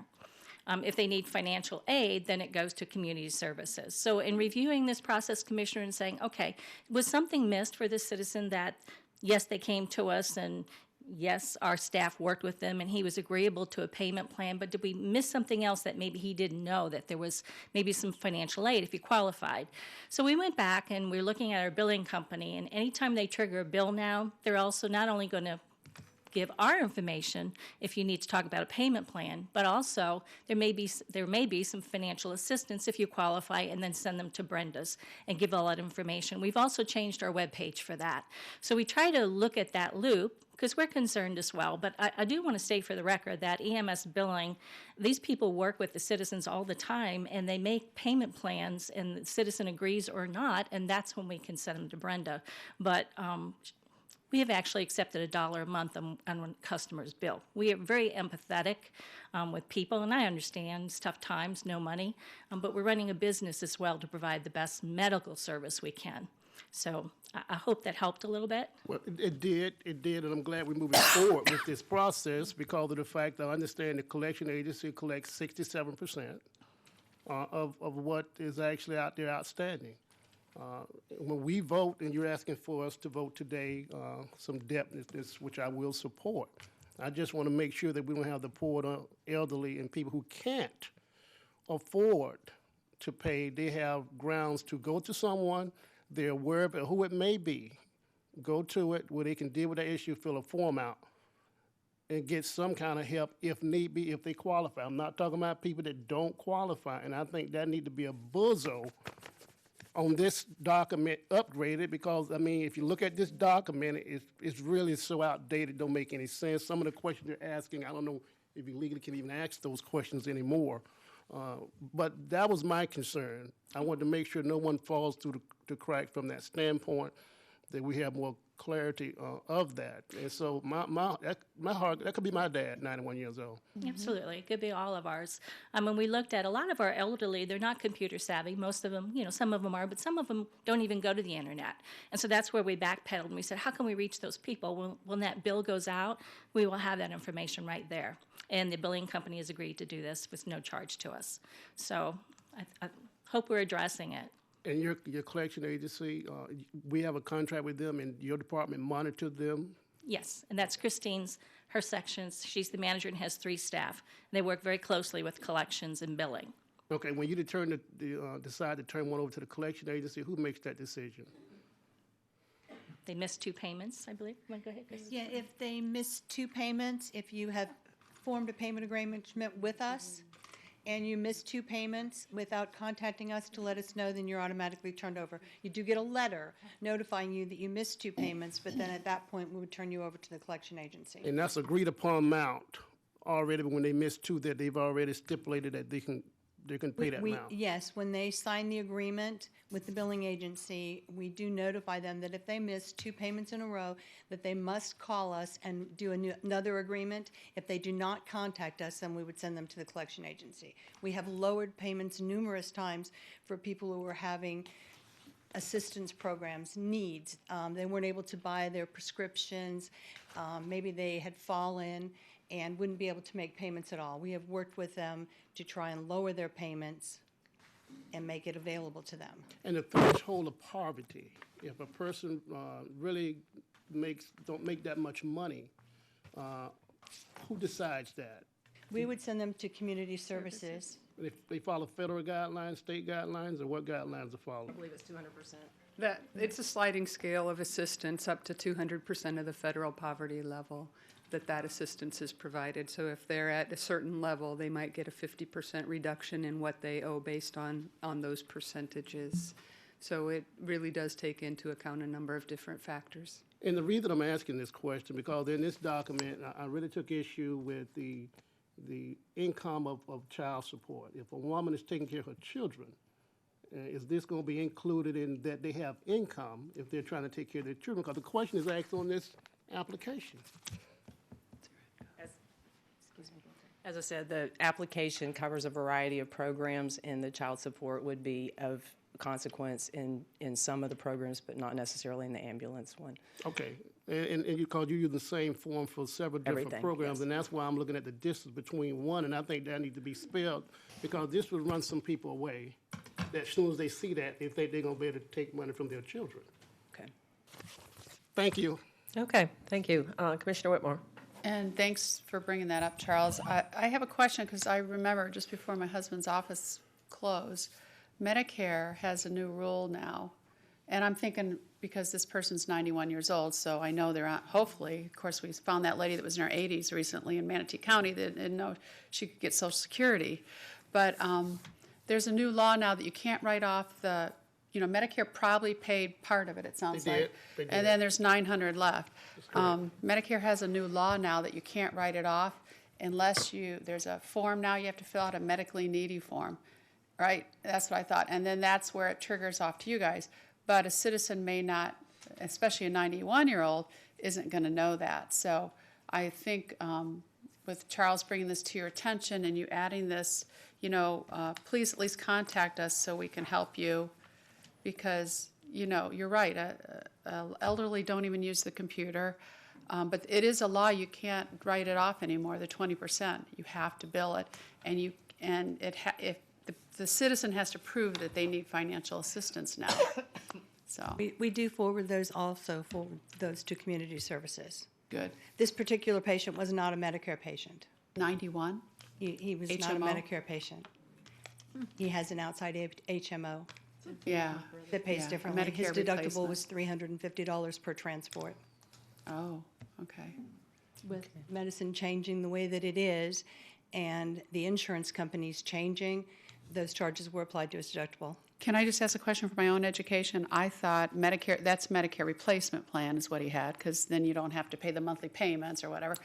But don't they have to follow Medicare federal laws as far as any outsourced balances? No? Not for the deductibles. Their premiums can be so much lower, and that increases I their know. co-pays and their deductibles. This was actually a co-pay situation where the co-pay to the individual every time he was transported was $350. Goodness, okay. Which is astronomical to someone on a limited income. Exactly. That's good to know. Other questions, Commissioner Smith?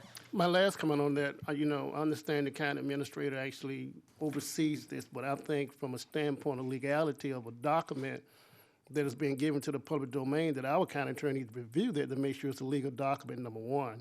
Because I've seen several documents, and I asked the question of staff, was it ever adopted by the Board of County Commission? And I personally, as a county commission, refused to sign it because of that. It needs to be adopted by the Board of County Commission for signature from me. And so I think when it comes this going into the public domain with different federal and state guidelines dealing with Medicaid, Medicare, and to make sure that as the insurance company not bilking someone, that our county staff should at least look at that to protect us. Well, and I know that we have many, many, many, many applications in county government. And most of those are done procedurally through the administrative staff. I'm not sure that how much of it the county attorney actually needs to see, but I appreciate you bringing this forward. I think it's great, the response that we've heard, that, and that's kind of standard. I mean, you watch TV now, and every time they have a drug ad, they say, if you need help, contact this number. I mean, that kind of thing is very common, so we appreciate you looking and adding that, especially since we have two different departments that work with this. That's really important, that you have that handoff to community services, because they're going to be the ones to make sure that it meets all of the standards. So at this point, I don't have any other folks on the board. Is there a motion for approval of item number 19, which is? So move. Second. Okay, we have a motion and a second. All in favor signify by saying aye. Aye. Opposed, same, not nay. Chair votes aye. Motion carries unanimously. Okay, That brings us to the end of our agenda. Since we're going to continue, obviously, annual report when Mr. Hunsaker can be here. So we'll go ahead and get commissioner comments. Commissioner Baugh, you can go first. All right. First off, I want to say congratulations to former Chief Rick Wells. He has resigned from Palmetto and is now the Chief Deputy with Manatee County, second in line. So big move for him. It's a block on our it's- phone. It's, Yeah. Get alerts. you get alerts. Being chair, I don't From get the, I don't get phone. legit. So congratulations to Chief Wells and to Sheriff Stubbe. Good move. Did they say who's in Palmetto? Did you hear I that? didn't. Okay. no. Big loss for Palmetto. I haven't Stuff. read the paper yet, but anyway. You are. No, you're Don't you not. come You're to the city staying here. commission meeting. Yeah, I'm not. Also, I want to ask a question of Mickey. Any advisory board positions that we appoint, what is the rules on that as far as, once they're appointed, what is the, what's the rules on that? I mean, if we have someone that maybe we don't feel is doing a good job or something, for whatever reason, what is the rule for the commission on that, just out of curiosity? Commissioners, it would vary depending on the advisory body in question. Typically, the advisory bodies are set forth by way of a resolution initially adopted by this board. The resolution would call for the makeup of the advisory body, how many people, what their backgrounds need to be, whether or not they need to be approved, and voted on by the county commission.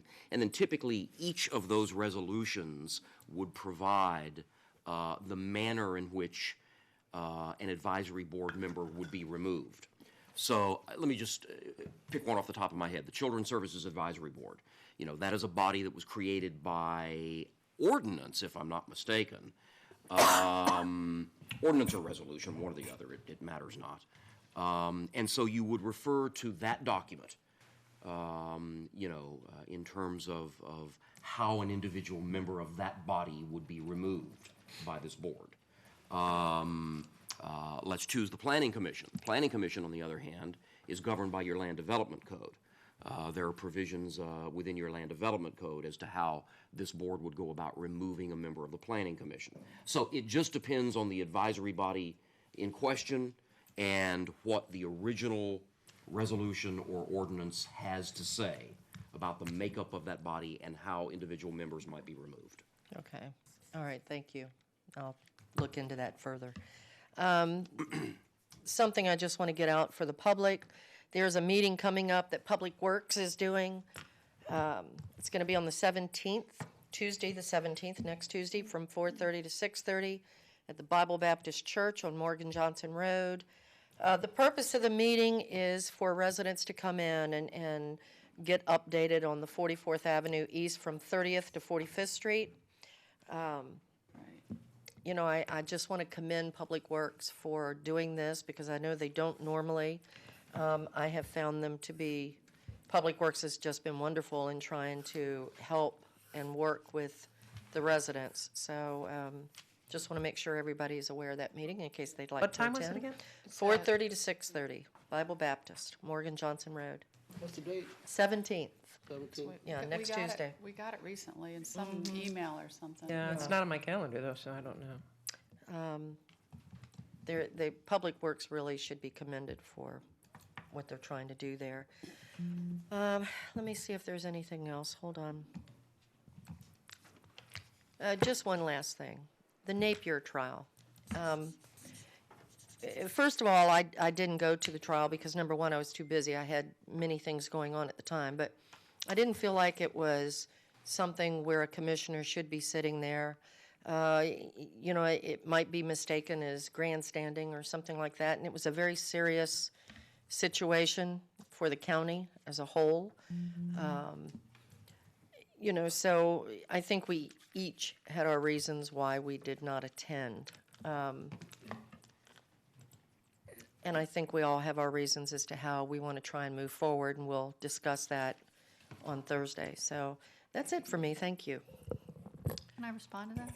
I guess that was directed to me. I wasn't grandstanding. I was quietly sitting there, just observing Actually, Robin, it justice and wasn't project. pointed at you. It was in general Well, conversation. I was the only one that went, so. Well, I didn't know that because I didn't go.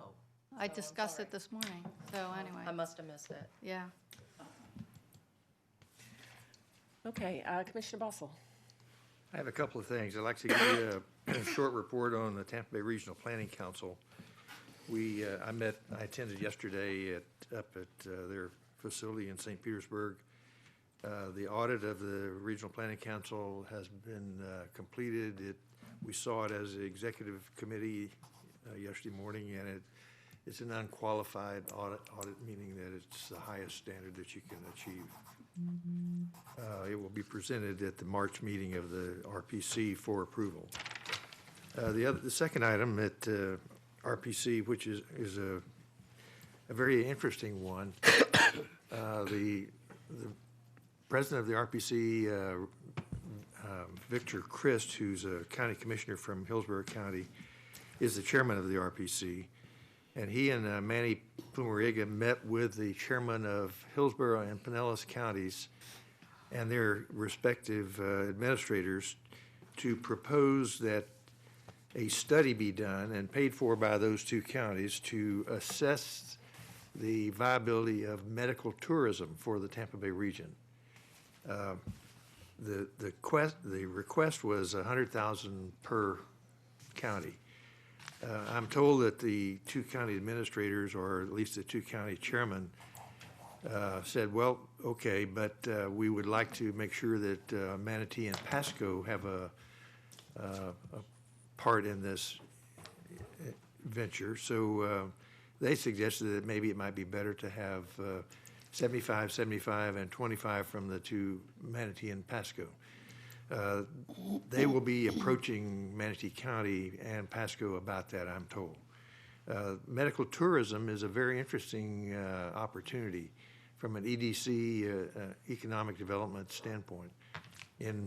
Particularly in Hillsborough and Pinellas, with the medical centers there, with Moffitt and also with Children's Hospital and other facilities in Pinellas County. And my interest is really sparked by the fact that our sports performance that we've been advocating for Manatee County could very well be something that would be a part of medical tourism, sports medicine, sports performance. I think it's worthy for us to get involved in this. I think it brings a lot of terrific potential for increased jobs in Manatee County. So stay tuned for that. I voted in favor as your representative to the RPC. I voted in favor of the director of the RPC to proceed and follow up on this and to determine if they can get the funding. And what they're going to do with it is after the study is done, then they're going to take that information to the governor and say, look, here's a real strong reason why you should be supporting the regional planning councils. So any questions, I'll be happy to respond. Yeah, my only question is there been coordination? Because I know the EDC has had their identified, sectors, and I recall hearing this as a possible sector. There been discussion with the EDC about this at all? I don't believe it has happened yet. I talked to Karen Stewart about it, and just so she wouldn't be surprised. And also, I'm sure that the Regional Planning Council staff and their director will be approaching Manatee County about it and to get the EDC and the corporation involved. Did they say what the cost would be? I believe 200,000 was the number for the study. It's a pretty elaborate study, and A lot of money. that's what they're, all the details will be provided. I don't have those at this point. Okay, so they would have to come before us to ask for Yes. funding? Yes. Okay. Okay, anything else? Nope, that's it. Okay, Commissioner Whitmore.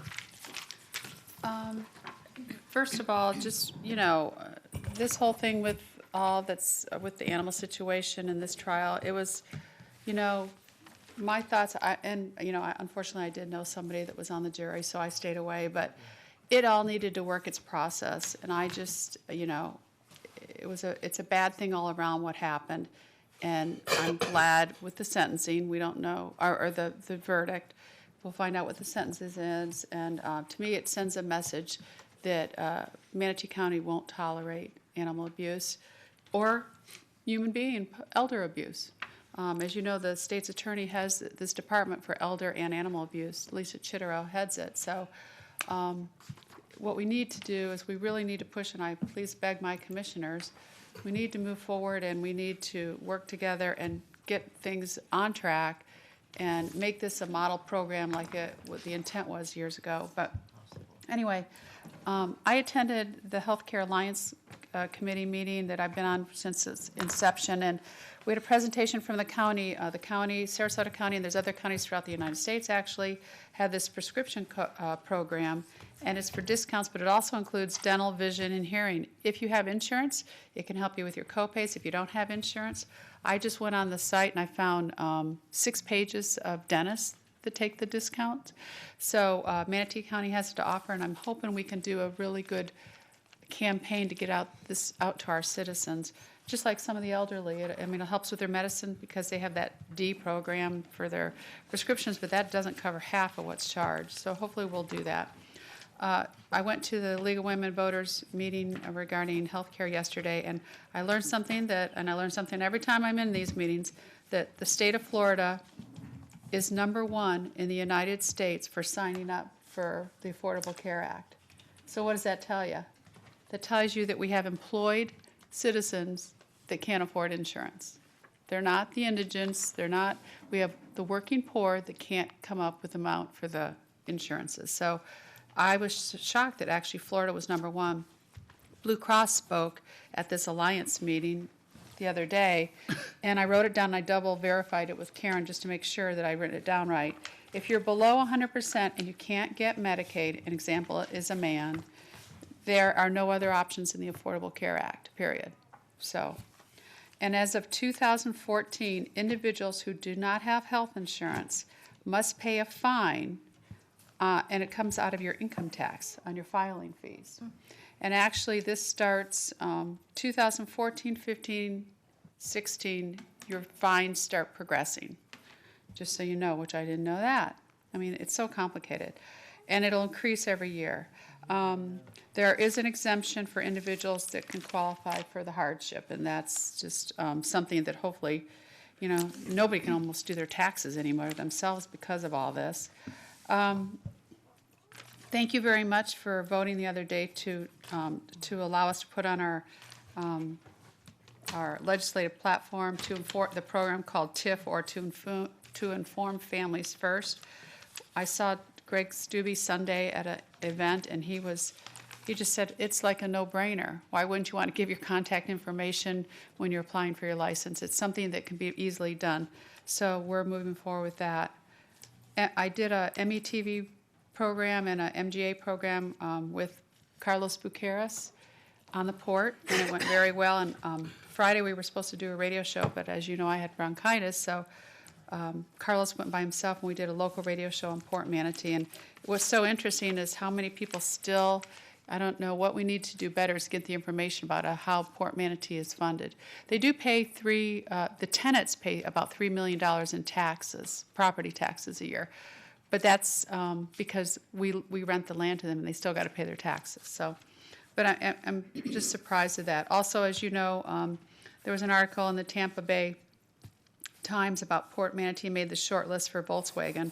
Well, so did Port Manatee. And if you read the whole letter, the whole article, you'll see that. So I wanted to make sure everybody knew that. And I wanted to give a shout out to David Gustafson. I've known him many, many years. He worked with Jane Evers, Mayor Evers' wife, at the Holiday Inn, which is the Courtyard Marriott, years ago, and I worked at the hospital. And his job at that time was to help her coordinate special events. And then I met him again as a city commissioner and mayor on the island, and he worked for Benderson as a planner, and they were building the shopping center where Walgreens is on Holmes Beach. And he came before the commission at that time. And then I see him here at the county. He's hired in planning, and he takes on the job of the rowing. and he did a great job. And then the city of Bradenton stole them from us, and he was spearheaded the Riverwalk, and now this regatta. So I just think that we should take a minute out and recognize him. He's been a wonderful asset to this community, and people like that is when you get things done. A positive person, works with everybody, is not rigid, will make a change if he has to make things happen. And what you do see is he's got great relationships with everybody because he's respectful and he just wants to get the job done. So I just wanted to thank publicly all the stuff that he's done throughout the years for Manatee County. And it's not like he just moved here. He's been here many, many years. And that's all I had to say. And I'll just add to that, I know that John Osborne and Dan Schlant worked very hard this weekend with Dave. I saw John out, and he told me they were up, you guys were up at like 4 o'clock in the morning to start working on the traffic issues. So it was a team effort. You're giving me too much credit, but Elliot Falcione also was very, very involved in this from the beginning. And our traffic management staff was also very helpful in helping the traffic move better on that day. So well, really, all the thanks to them. cities and the county. Yeah, it was an amazing event. I was there for most of the afternoon and the fireworks in the evening, and then even got out without too much problem. I know Charles had a little bit more of a challenge to get back north over the river because that was the big issue. But it was amazing that the bridge kept moving. I watched, the 41 bridge keep moving. It was not a gridlock as everybody feared because there was so much effort put in up front to at the traffic management center to keep that rolling. So that is kudos to everyone for doing that. It's a great example of the different municipalities and the county working together successfully. All right, Commissioner DiSabatino. I had thanked the commissioners that had attended the Bay Shore meeting the other day on becoming a historic neighborhood, and we're continuing on those meetings at Bay Shore. There's a meeting tonight at 7 o'clock, and the residents are meeting with them.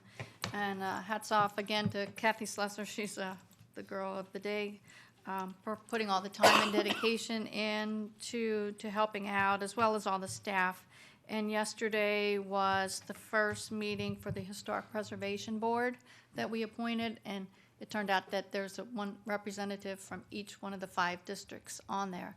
They are so well qualified. They are just superstars. Can I ask her on that, Madam Chair? What happened? Because when I was at the Bay Shore, it seemed like everybody there didn't want it. So what's going on? Because I still am not clear. We're progressing. We're probably going to take baby steps and have a couple blocks at a time and a couple houses at a time do it, not the whole community, because you'll need a 67% buy-in to get a designation. Okay. So we're just going to take baby steps on that. And so the Historic Preservation Board yesterday got sworn in, and we had a nice presentation from the state and about grants from the federal government and the state, becoming the certified local governments and areas. So that was great, and staff, Kathleen Thompson, a couple of people from staff were coordinating all that. I just wanted to ask the chair, do we have a commissioner as a liaison to that board? Because if not, I would like to be it, but I don't know if we have one. I don't believe so. I don't remember, but I would have to double check. I'm not sure if we want to add that at this time, just because it's a new board and we want to see what they do, and I'd like to talk to staff before we do that. So 'Cause I attended, and I'll attend the meetings. I would like to know what was your take on it as far as what you heard from the state about what some of the options are. Was he clear on going through what some of the possibilities are? Yes, he had a presentation. Matter of fact, I probably have it right here. Yeah, Yep, I do, and I'll give it to Shirley to scan in. He had a nice PowerPoint presentation. The benefit of partnering with the federal government is you don't have to have match grants. The state, some of them have to be matching grants. But he said, he said there are 67 between counties, municipalities, or areas that are designated. And they have about $100,000 to $125,000 a year to offer up in grants. And so far, only a few, 3, 4, 5 different of the areas are putting forth their projects. So, and also what they do, they love studying, they love surveying and planning, and that's really most of their mission. And so the Bayshore project would fit into this perfectly because we're going to be surveying the houses. We've already been working with the colleges to survey. So again, it would be at least a 2-part partnership between the college and the county and the residents, so 3-part. And so we would really kind of rise to the top to get qualified for grants. So that's what they're all working on at the time. So I'll have Shirley scan this in, and maybe we can, staff probably has that PowerPoint presentation, which will be easier to read. And I think that's about it. Okay. Commissioner Smith. Thank you, Madam Chairman. I want to thank the staff for coming out to the community meeting and the Board of County Commission for coming out there. It was a very enlightening meeting, and a lot of the concerns are being addressed. County administrator have briefed me on several occasions, and staff about feedback, and people have called with concerns, so we're moving forward with that. And I think what took place in that meeting was a meeting to the togetherness on what we can do together. And I look forward to going to some of your community meetings, if I'm invited, Commissioner Barr. To your Yeah. She didn't invite us either. Yeah, Sorry, guys. But I was excited about what took place there, and as we move forward, and I'm very excited for Rick Wells. I had an opportunity to work with Rick Wells for many years, and it brings a new perspective to me in law enforcement, community issues, and things that he always embraced. CRAs, I mean, he really beats the drum, and I think he's going to work with Sheriff Stubbe pretty well. So I'm excited about that move that he has made, and I don't know what the city of Palmetto would do now, but that's the problem they have to deal with, you know, from that standpoint. The building and planning and zoning department is doing a wonderful job, and I just can't echo that enough. As I see them out in the field, the courtesy and things, and I know they get criticized for things that they haven't done or they should do. And as we go through the code, the new code, and I think it will give them teeth, but also it gives opportunity to work with our constituents and our respective communities. Because we need laws that really define who we are and what we are, and make sure we still look out for our constituents. You know, it's easy to create new laws, but if they don't serve a purpose, we're just wasting our time. So hopefully the public can be more diligent in that. Issue going forward with medical health care, I'm ready for that debate, and I'm looking forward to debating that issue. You have not heard me too much get into the animal debate. I think you guys are doing a wonderful job with that. And I do know the facility, and I've been researching and doing all the studying of what took place and what hadn't took place, and so I'm informing myself and educating myself on that entire process. One thing that I would want to do is to make sure that I have all the facts, and hopefully when we've read the report, and we do what we need to do from that report standards. And so I think that's something that we're all looking to as we move on. Also, this is Black History Month, and so I want to bring that to my colleagues. Hopefully we can come out with some type of proclamation for that. Good idea. Madam Chairman, that's all I have to say. Thank you so much. All right, thank you. All right, Commissioner Chappie. Thank you, Madam Chairman, Chairperson, Chair Lady. Whatever. Whatever you want. Don't call me late for dinner. I've been receiving several complaints. People are concerned, and I'd just like to bounce it off you guys, what your thoughts are. People fishing off of some of one bridge in particular, throughout the night, cast netting through, it's not the McLewis Bridge, although I'm told the Sheriff's Department's having problems with people fishing off that one in the middle of the night. But it's the Warner's Bayou West Bridge. It's a narrow bridge. It's kind of hidden. It's my understanding the Sheriff's Department agrees it is a safety issue. Manatee County doesn't have no fishing off of the local bridges. The state does. And I'm just wondering what your thoughts are on that. The citizens around this particular bridge are very concerned about it. You know, I don't like the idea of no fishing off of bridges, but I am concerned about the safety issues, and in the middle of residential neighborhoods, they're hanging lights off of it, you know, and it's just back and forth across the bridge. So, you know, I just wanted to bounce it off of you. I did turn in a CAC. The sheriff has been out there on several occasions. They did put up no parking signs on the bridge. And so now they're not parking on the bridge, but then again, I guess they're going up and stopping, letting, you know, unloading, and then moving on to, they were parking at the Warner's Bayou, the boat ramp. But now I'm told they're parking at one of the houses that nobody's home right now. So, and then you have to get into trespassing. You know, there's all kinds of things they've been told by the sheriff what you would have to do to get them out of there. So, you know, I'm just curious what your thoughts were on that. I think I already know one of them. I would like to put that in Am the I- same folder with boats in the Boats. front yard. I have my button to say exactly that. Okay, I Commissioner don't- Russell says no. No, I mean. me laughing. I'm sorry, I've known my friends, oh, that's him having I've known friends my whole life that still cast net at night, fish at night. I mean, that's why we live here. Now, there's laws to protect if they're on a right-of-way or if they're on private property. But please, don't take the fishing and the cast netting from the bridges. I mean, the small bridges are safer than what they're due. You know, I drive home every day to the island, and both bridges, they're cast netting off them. I know there's a little place where the sidewalk is, but people are supposed to be walking on that. But, my God, we live in a water community. I understand, I respect what the people are saying, but please don't take away the fishing or cast netting from the bridges. Commissioner Ball, were you raising your hand, or? Yes, I did. Thank you. I think it's more of a public safety issue, and that's how I'd like to look at it. I don't want to take anything away from anybody, but I want to make sure that anything that they're doing is safe. So I would only want to look at it from that standpoint, not so much that, you know, I'm trying to change. But, you know, not all of Manatee County is a water area, so. And Commissioner DeSabatino? Well, you know, all know how I feel about the boats in the front yard and the clotheslines in the front yard, but I'm just being humorous here because it's been a long morning. Just don't fish and cast your nets from your boat in your front yard.